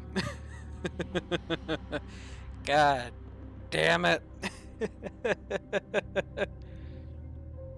Shit. Alright. Well, I guess just to show you sort of the difference real quick, let me go ahead and throw this onto the Be Right Back. And let me pull up the original Remnant real quick, and I'll start up a hardcore character. You don't just guess I can jump this in a no-death run. Yeah, that would have been the smart thing, but alright. Looking for a game to capture. There we go. But yeah, so now this is the original Remnant.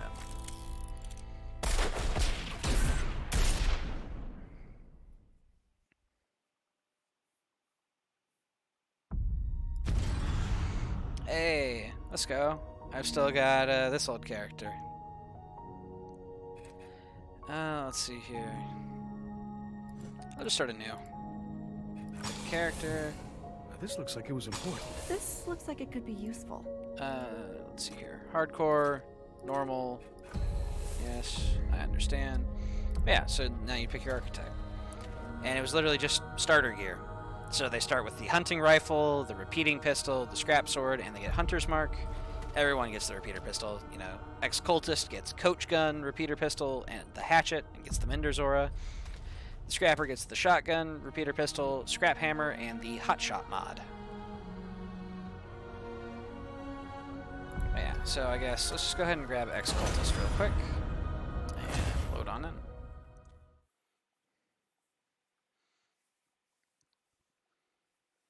But yeah, so like I don't simply have. Okay, there we go. Got a whole bunch of stuff. Yeah. Also, hardcore is currently bugged.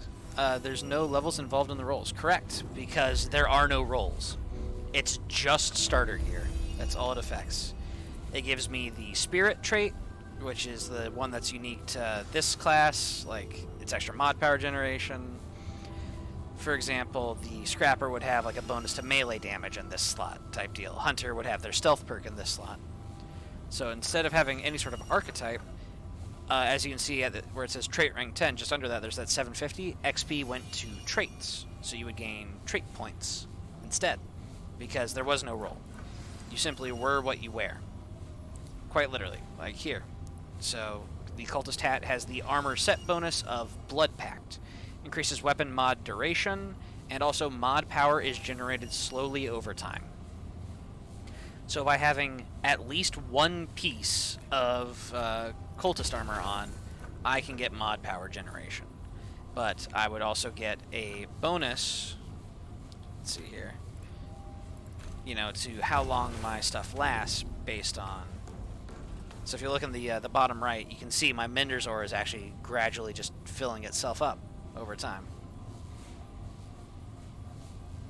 Yeah.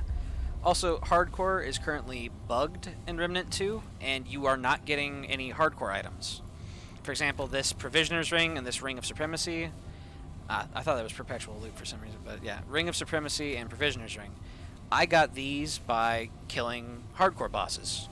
So, Provisioner's Ring is for beating Earth's boss on hardcore, and Ring of Supremacy is for beating Yesha's boss on hardcore.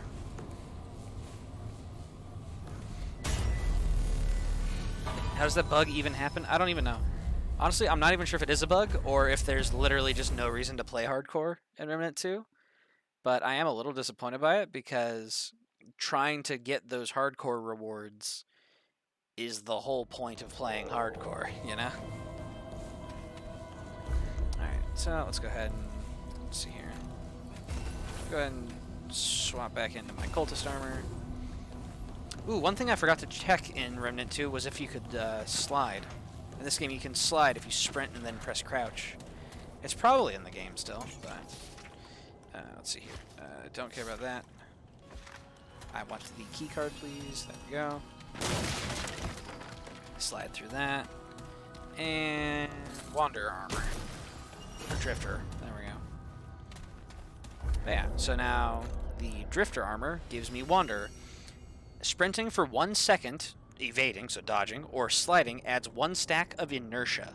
Inertia stacks increase ranged and melee damage to a max of 5 stacks. They last for 10 seconds, and also, by having just even one piece of this equipped, I get increased stamina regen by 15 per second. So I'll swap over to the Drifter's overcoat. So now I've got 2-part cultist and 1-part drifter. So I get 2 parts cultist, which is the 2 pieces, 60% mod duration, and then I get the 1.5% damage per stack, but also the 15 stamina. It's like that old FIFA bug where you can make the goalpost dance. That sounds hilarious. That's the first I've heard of it. Alright, so now that I've got the key card, there's like a whole process you could go through in this game to get the SMG. Like in Remnant 2, it was look at the bottom of the flashlight, put that code into the chest in Ford's room, grab the key, and then go open a door, and boom, you would just get the SMG. In this game, I got that Ward 13 key card, and that unlocks essentially like a whole little like side quest for me in here. Also, we got better merchant. Hello. We did some good down at the reactor. Spirits are way up. Told them I couldn't have done it alone. And that's true. I'm only sorry we didn't find less. Guess my lucky coin couldn't keep him safe. Both gone now. Gotta move on. But hey, if you find good scrounge out in the world, bring it by, yeah? I'll deal your fare. Sounded complicated enough in the second one. Yeah, like, it's a little more... Like, they were still sort of figuring it out in this game. There wasn't a dedicated class system. So even though I chose ex-cultist, I could put on a bomber hat and put on my drifter, and I'm basically, you know, the only thing that really marks me as an ex-cultist is my Mender aura, which I could just swap off of. I can just, you know, just swap it for a very good boy. And now I've got a very good boy. And very good boy was unlocked by doing the quest for the dog. If you do that at least once, then you'd unlock this. But yeah. Also, talking about the whole quest for SMG. So you use the key card here, which allows you to open this door. Let's see here. Tome of knowledge, just please. I want to hit this tape recorder here because it'll give me Elder Knowledge, which gives me a bonus to my XP gains. I want to grab the fuse out of this room back here, run all the way out, come down the stairs, and put this fuse into the fuse box here. Fuse. Alright, and then turn on the power, which, as you can hear, turned on some great big fan.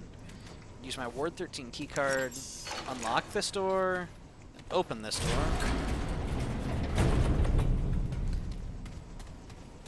Come back here, turn off the power, because that'll make the great big fan turn off.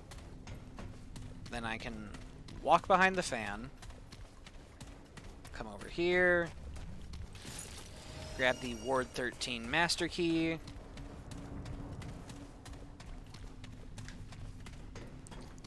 head back up to the medical ward on B2.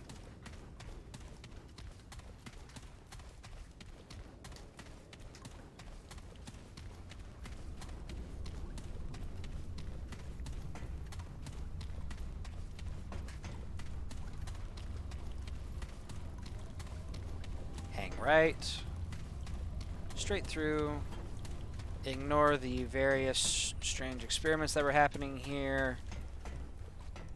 I'm sure it was perfectly reasonable science. Go up here. People actually figured out how to do the shit like without YouTube? Yeah, because until someone figured it out the first time, there was no YouTube videos about it. You just had to explore. Bloodroot, where? Okay, there it is. I was like, where the hell? Yeah, and boom, submachine gun. And that was how you got SMG.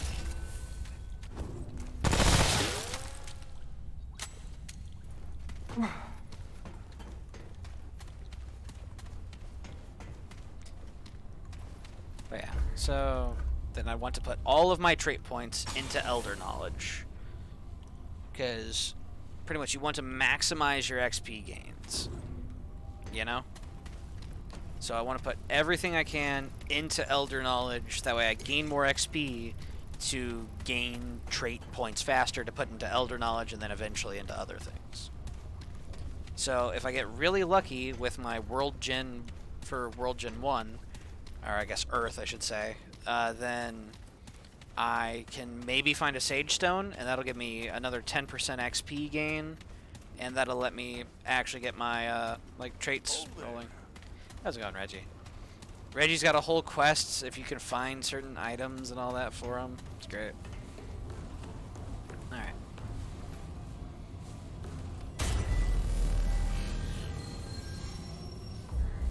Travel. Return to last checkpoint. You know, they probably half stumbled across. Well, part of it was like, oh, I found this Ward 13 key card, so you go back to the ward, you explore around, and then you find that spot in the medical ward where it's like, oh, I can, you know, like, put stuff here. Put in Mender's ore on the SMG. And then, you know, you'd explore around in there, eventually you'd find the fuse, and it's like, okay, the fuse goes to the fuse box on the lowest level, you know? It was one of those things you just kind of explore, and eventually it would turn up. One thing I was not big on this game, though, that is actually a change I really like in Remnant 2, is in this game, stamina just always goes down. In Remnant 2, you only have to worry about stamina while in combat. Oh, God, Scrap Hatchet was so good. What a weapon. But yeah, so I could just, like, Doomslayer at people, and, you know. Boom.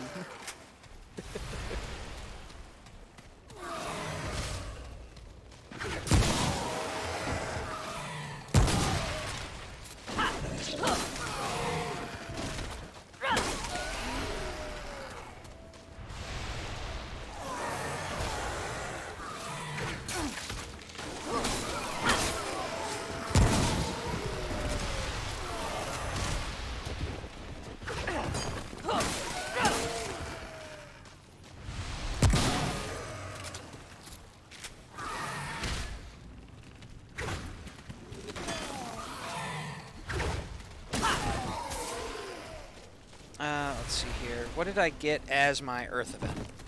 Because the maps are very, like, preset. But, like, here you get a different event. And it looks like I got Root Tree event, okay?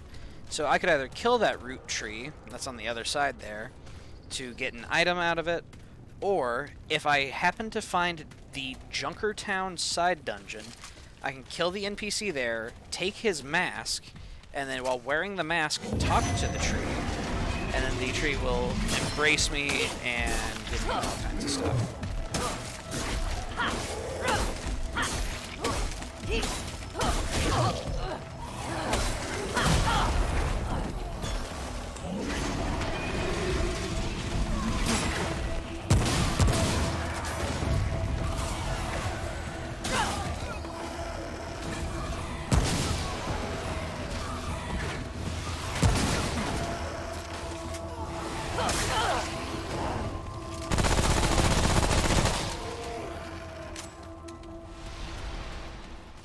Yeah, it's over.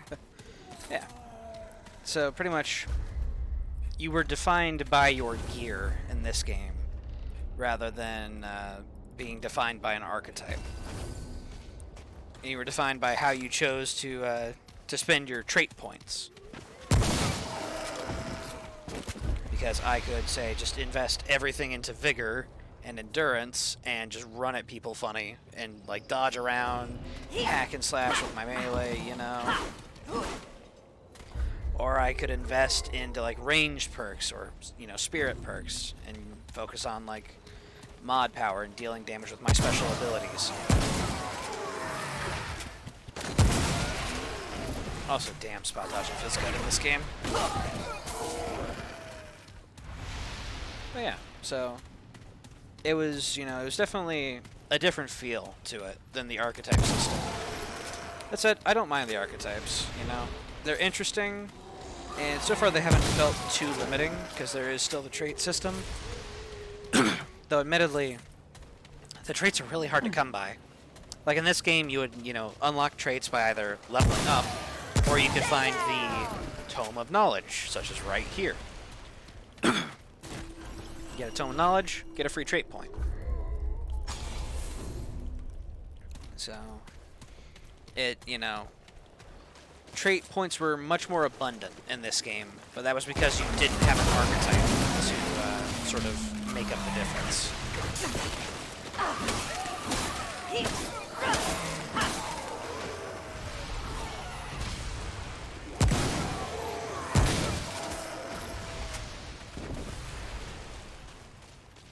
I'll wait for the price to drop. That's completely fair. But yeah, it was very much a different game, but definitely still enjoyable. I like them both. I like them both differently, which I'm okay with. Though I do kind of miss armor set bonuses. That is one thing I was not expecting. In Remnant 2, armor is purely just for the armor value. Also, I know that my boss is going to be Shade. Don't take it at Seas. This is, I forget what the exact name of it is. Shrouded, Hidden Sanctum, there we go. But yeah, so don't take it at Seas. So this is the Shroud dungeon. Oh yeah, there's like these little seedling dudes. They're pretty cool. On the food note, have you ever had Lingen? I have not. I have not heard of that until just now.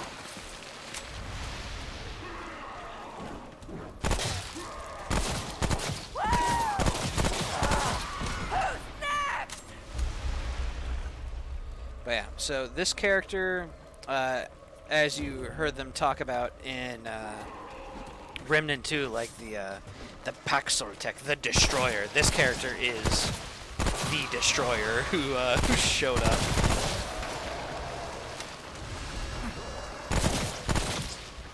I don't want to trigger Shroud.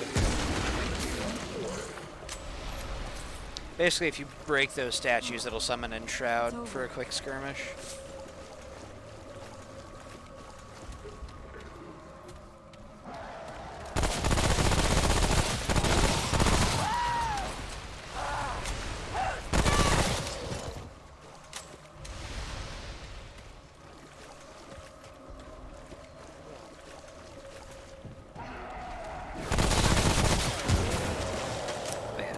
But because there was no archetype system, we couldn't have anything like, say, the Handler, necessarily.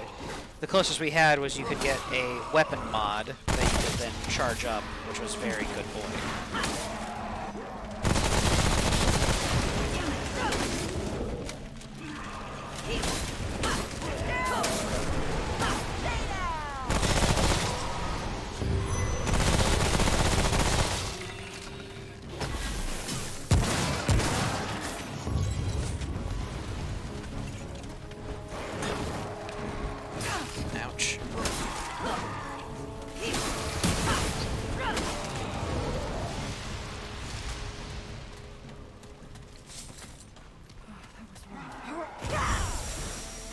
Also, Minderzora had a much larger AoE.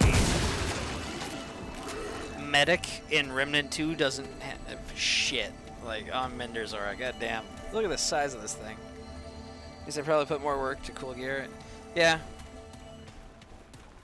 Like, they didn't have to worry about balancing gear as much. So it's just like, oh, the Challenger has heavy armor, make it heavy, make it cool armored, you know. There's definitely a bit of a different aesthetic. Yeah, that's some heal. Yeah.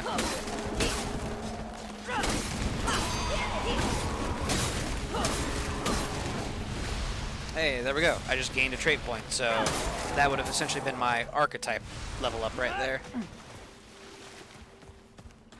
Yeah. So trait points were comparatively much more abundant.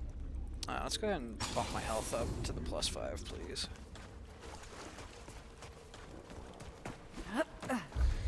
And we can go ahead and put the, let's see here. I do want to have that on. Alright, sounds like they're just kind of faffing around out there. Let's see here. Not advanced stats. Let's see here. Change mod. Unequip. Here. Equip mod. Goodest boy. Or very good boy. Yeah, and now, since I've put dog on, I'm essentially the handler. you just don't have constant dog in this game. You summon the dog, it lasts for a minute, and if you give it a pat, it increases the damage for 30 seconds.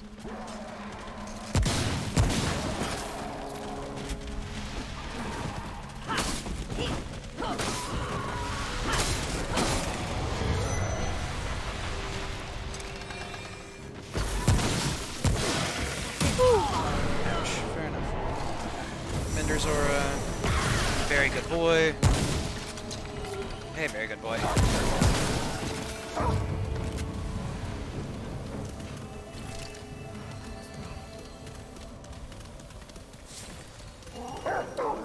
Hey, strange coin. I can take that to one of the merchants for a quest.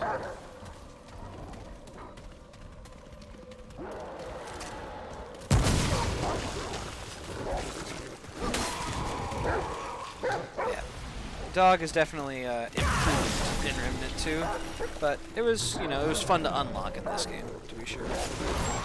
Dealt a lot of damage too. 96. Let's go. Also, because I'm wearing cultist armor, my dog summon, which would normally last for a minute, will actually last longer than a minute because of the cultist set bonus. So I get more dog. Let's go. Good boy.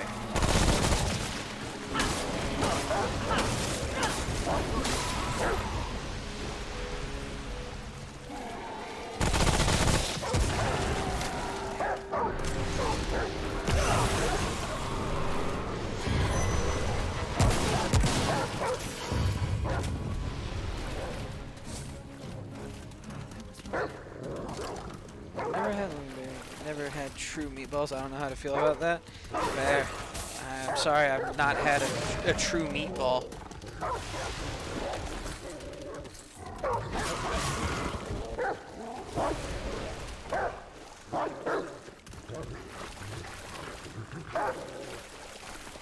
Alright, I'll run through the first boss and then I'll go and move on to 14. RIP 13, who was definitely user error that time. Alright, so we head out of the Hidden Sanctum, and now we're heading into first boss, which is going to be Shroud. It's going to be an archer.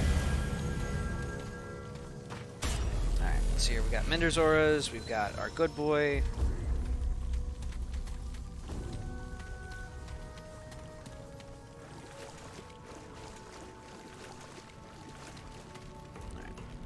Enter the arena. How's it going, Shroud? Also, in this game, bosses would have affixes. 13 didn't deserve that disrespect. I admitted it was user error.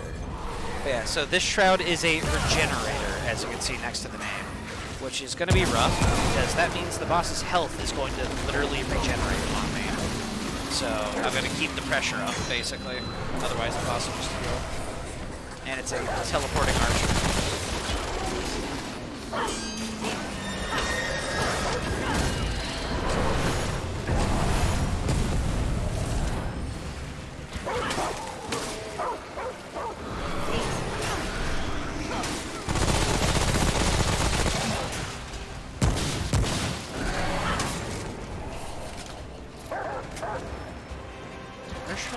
There it is.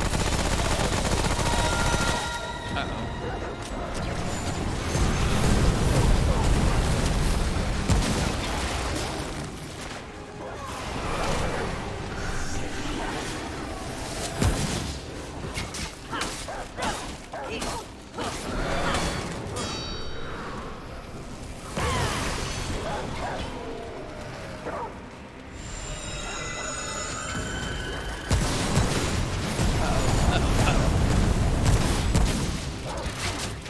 Ouch, I am bleeding. This is fine.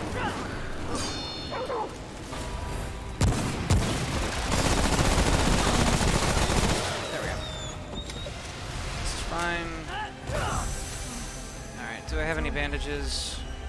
I don't have any bandages. Survivor bag. Yes, I want to use the survivor bag. Alright, bandage. There we go. Bag's full. Yeah. And so The good news is that the next time you find yourself at IKEA, you can go and get yourself some meatballs. Sounds good.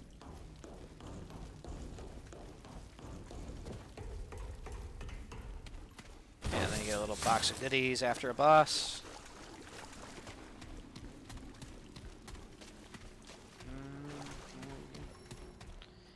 Even in the US, you can buy, damn, they're an amazing chocolate bar with hard cola drizzled in chocolate. Ooh, okay. That sounds tasty.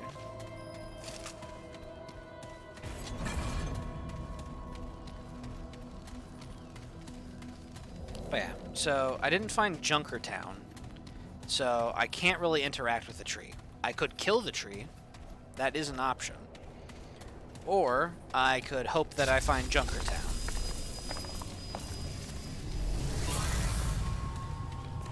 So if I find Junkertown, I can get the root mask, and that'll allow me to actually like talk to tree.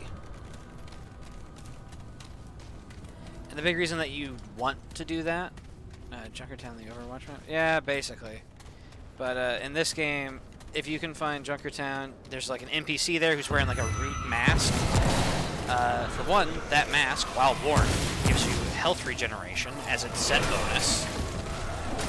You get health regen the more roots embrace parts you wear.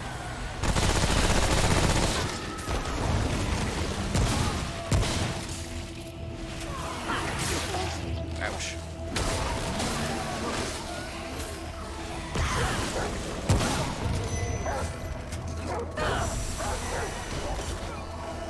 Yeah, and also, look at my health. Holy shit, Mender's Aura.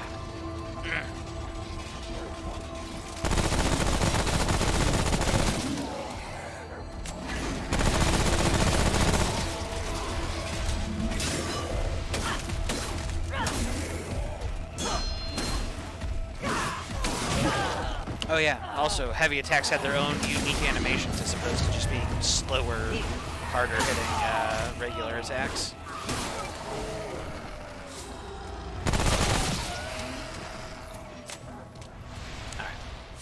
That said, I'll go ahead and log out of this character for the time being, and swap back. I should never touch Overwatch again. Fair. That is, that's valid. But yeah. So, from the Ashes and to, like, both the Remnant games, I like them both, honestly. Oh, wait, I went over to ending soon. Oops. Be right back. There we go. My bad. That's going to look great in the VOD on YouTube.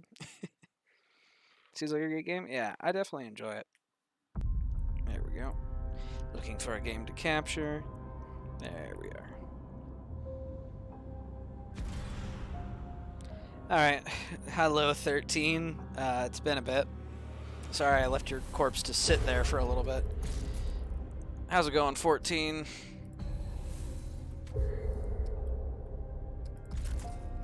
Survivor. I've played a lot of Handler recently. Let's go Challenger.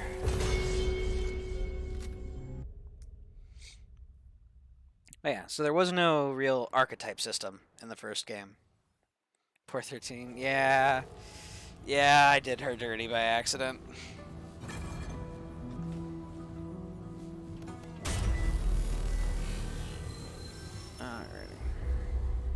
Maybe sub 20 still. We'll see. Especially when I'm being sent to Nerud. Reroll campaign, please. Give me a new one. Yesha, still Nerud. Yesha, still Nerud. Game, please. I don't want to go to Nerud. Alright, there we go. Because apparently there is a 5th archetype you can unlock in this game, which is Summoner. And so I want to try and get that unlocked. You do it on Yesha, you need the special grimoire. Clementine? Board! Shit! Where are you guys? Oh, this is all insane. Both the Crystal and Ford. Oh. Better get moving if I'm gonna find Clementine. Also, I appreciate your faith in me for sub 20. I've cleared 1 world. I think I have to clear 3. and then I get access to the final like fights. Summoner sounds like a hardcore Souls like his biggest nightmare. There.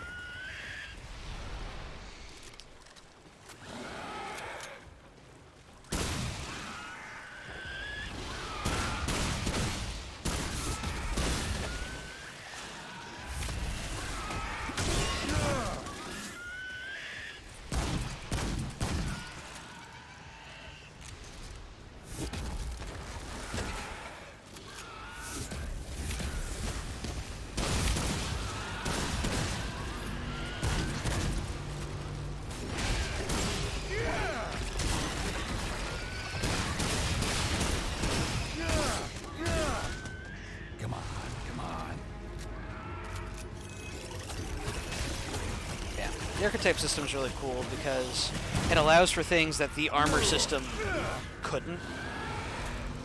Like the fact that Challenger can just, you know, it allows everything to like break the game, essentially. Challenger, when you die, don't become invincible for 2 seconds and regain 50% health, you know?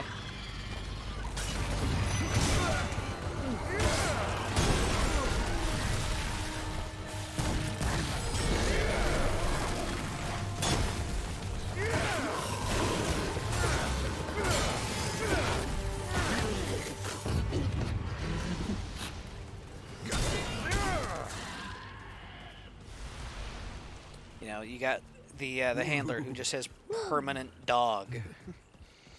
You've got Hunter who is actually basically the same as their Remnant 1 counterpart, not gonna lie.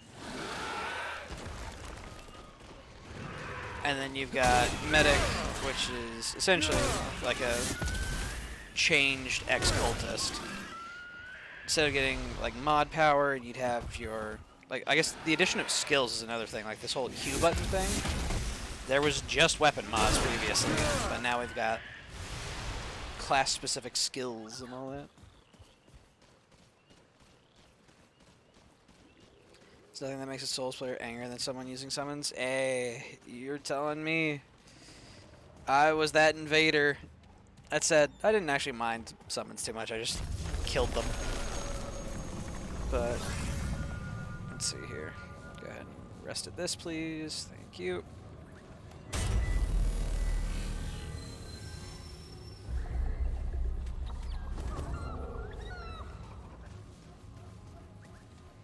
Alrighty. Cool, we got our Blood Moon altar right over here on the left. It's that blue mark on our minimap. So there's Blood Moon altar. Now I just need to go find a Blood Moon. Where's the Blood Moon? I don't know. Somewhere, though. Doubt this will take me to it. I think this just leads me to an underground dungeon.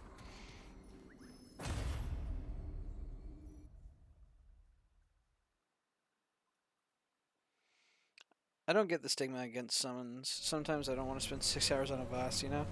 Yeah. Oh, it's honestly, people are not against you summoning. Like, summoning to get help with a boss is one thing. What many Dark Souls players are against is PvP is a part of the game. If you choose to run around human while playing online, then you have a chance to be invaded in Dark Souls. And that invader is there to kill you and take your humanity.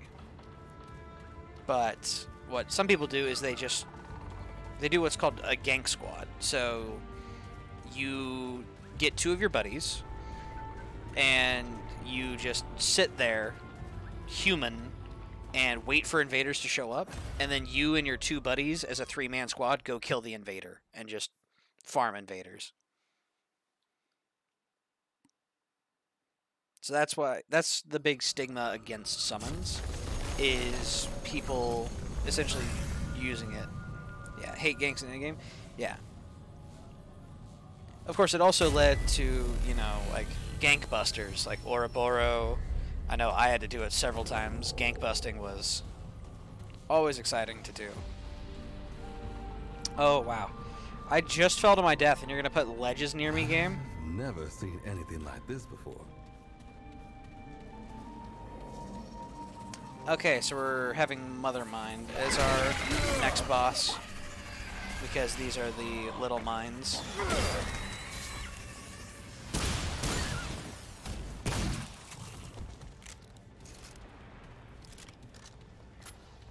But yeah, so the stigma against summoning is not against people that summon, say, like AI spirits or player spirits to help them with a boss.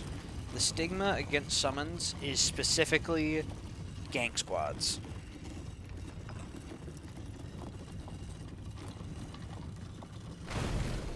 Because of the thought that you are too much of a coward to face us in glorious combat. Slayer's Ring, melee damage when attacking enemies from behind. Hey, we're playing Neo 2. But yeah. Like, honestly, Souls players love summons, like, say, Solaire in Dark Souls 1. Jolly cooperation, long may the sun shine. You know?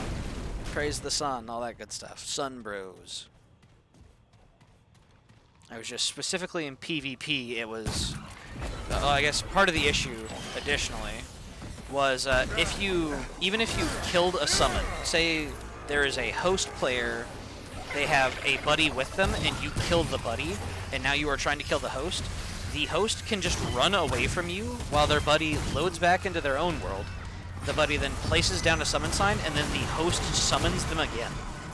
So now you have to fight the same person again.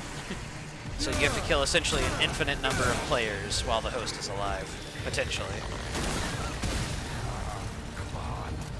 And because in some later games like Dark Souls 3, dodge rolling was really powerful, it became extra annoying to try and kill hosts. That was rough.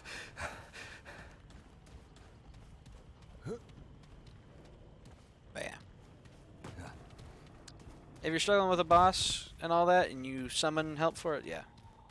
Nothing against that. Because, yeah, like you said, not wanting to be stuck on a boss for 6 hours is completely reasonable.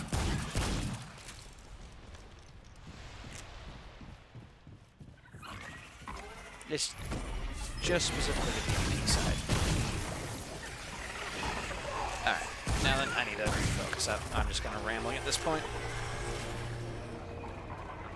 Okay. Let's see here. That was the dungeon entrance there. Okay.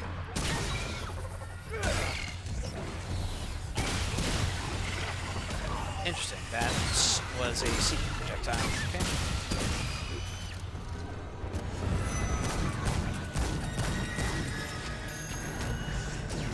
Oh, hey, Shroud. Look, that was like Shroud's ability that it was doing to me. The volley. Took a whole ass boss from the first game and made him a common enemy. Woo!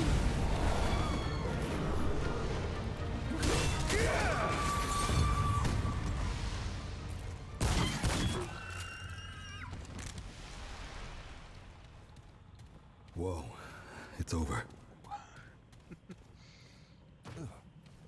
Alright, anything back here? Alright, I want to rest before I actually get to the Mother Mind fight, and then go pick up healing grenades. Because we're currently on the same path that 4 was running a few streams ago.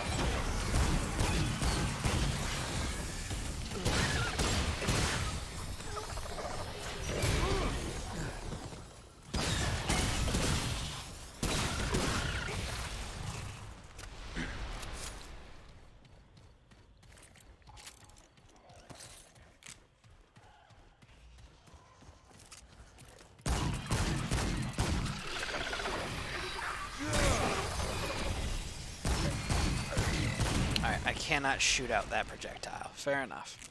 I was curious. I was hopeful, dare say. Candy pastries or...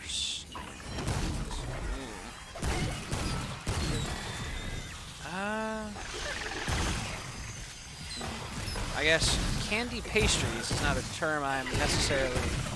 It's not necessarily common here in the States. Not one I've really heard, but I'm guessing like donuts type deal, or? Shit. Also, I am being paged to go eat food. So, we will... Candy, pastries, or snacks. Gotcha. I tend to prefer savory, so I'd probably have to go with snacks, like chips, you know? I know jalapeno chips have been the other recent thing, like the Lay's kettle-cooked jalapeno. Those have been my recent vice. Whenever I get it like a paycheck, I'll pick myself up a bag. Sweet's good occasionally, but savory is definitely like my preferred go-to snack.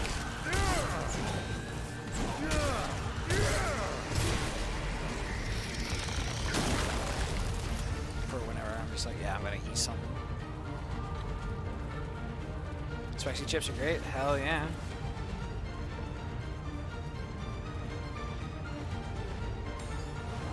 Spicy chips are always good. Let's see here. Let's go ahead and grab this.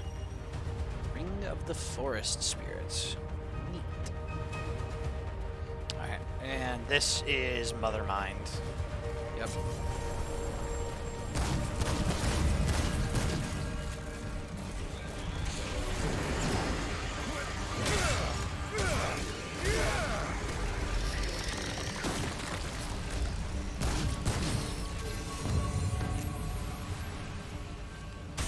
Go eat dinner, should probably go get some sleep.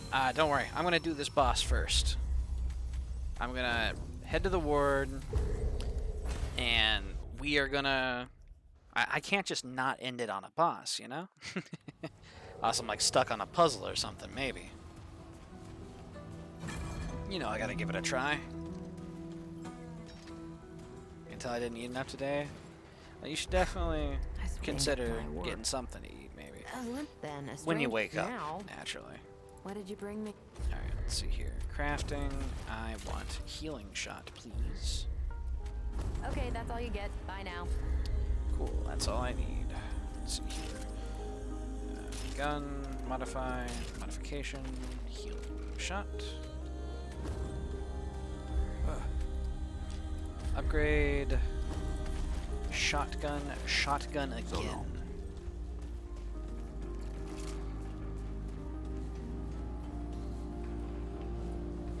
And alright, it is time to rip and tear until it is done.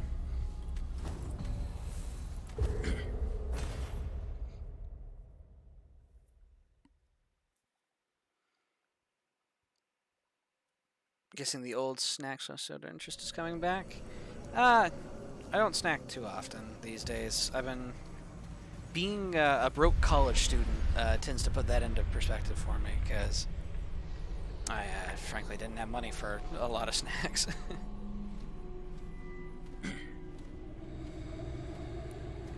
Tuition was $1,200 something a semester, usually. 2 semesters a year, and I had to feed myself. Hello, Mother Mind.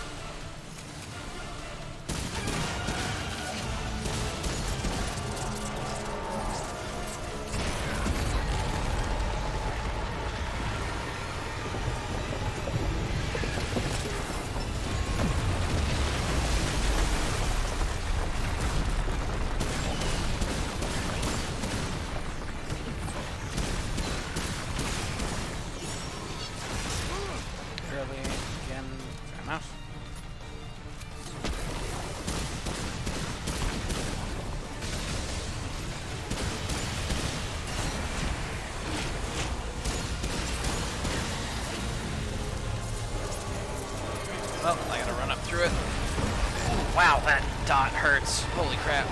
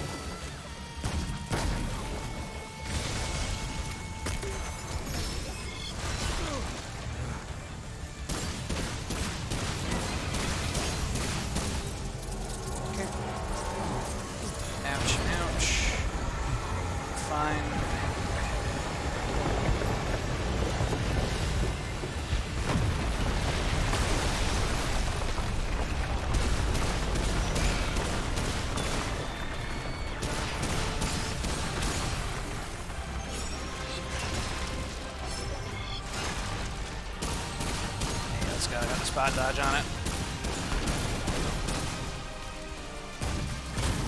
There we go. Alright. Mother Mine down. Damn. Is it over? Alright. 14's alive. 14's not dead. That was way too long of a reload animation. You could solve every world's issue in that time. Memes. Yeah, like I know in the case of the revolver, you have to load every shot individually, so. And then, yeah, the shotgun, just massive reload time. Alrighty. Well, I guess let's see about getting to a shrine, and then I will go ahead and wrap this one up.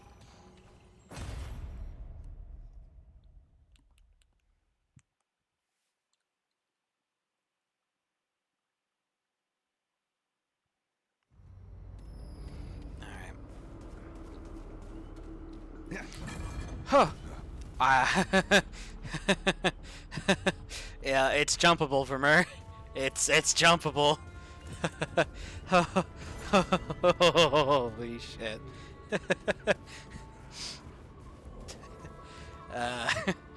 Don't worry about it. I definitely didn't almost just kill 14 the exact same way 13 died. I swear. I would never do something so reckless. Post-traumatic stress. Yeah, something like that. It's the part where I died stupidly, then ran it back, and was about to die stupidly the exact same... No, we're not. No, 14? We're not doing that. Fuck No. Oh my god. Fuck ladders. All my homies hate ladders.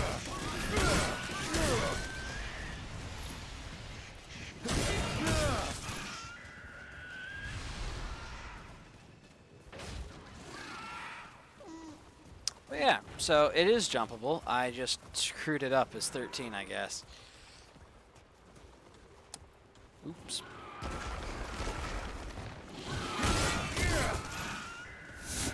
Ladders are so evil. It's such a slow ladder. That's my real problem.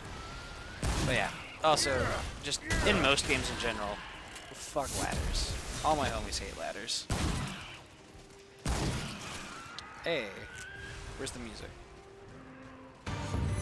Uh-oh. Well, that's not the music I wanted to hear. Hello? Killing grenade? Thank you.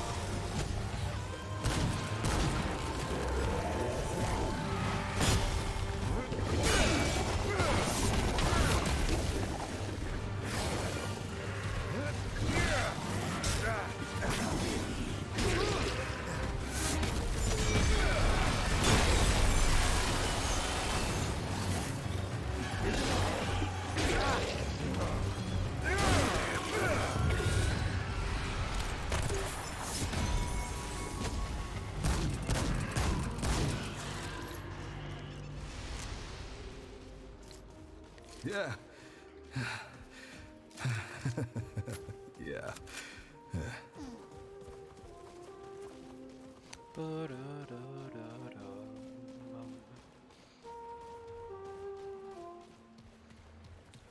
Step 30 seconds.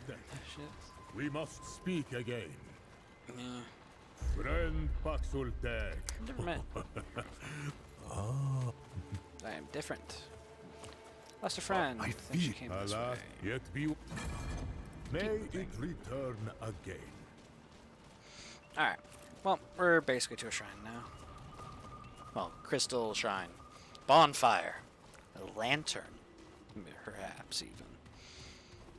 Alright.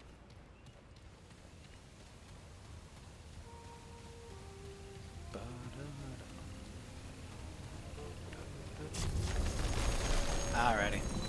But yeah, now that we have killed a boss and safely deposited ourselves at a shrine, I'm going to go ahead and wrap this one up here. Thank you so much, everybody, for tuning in. It really means a lot. Have a good one.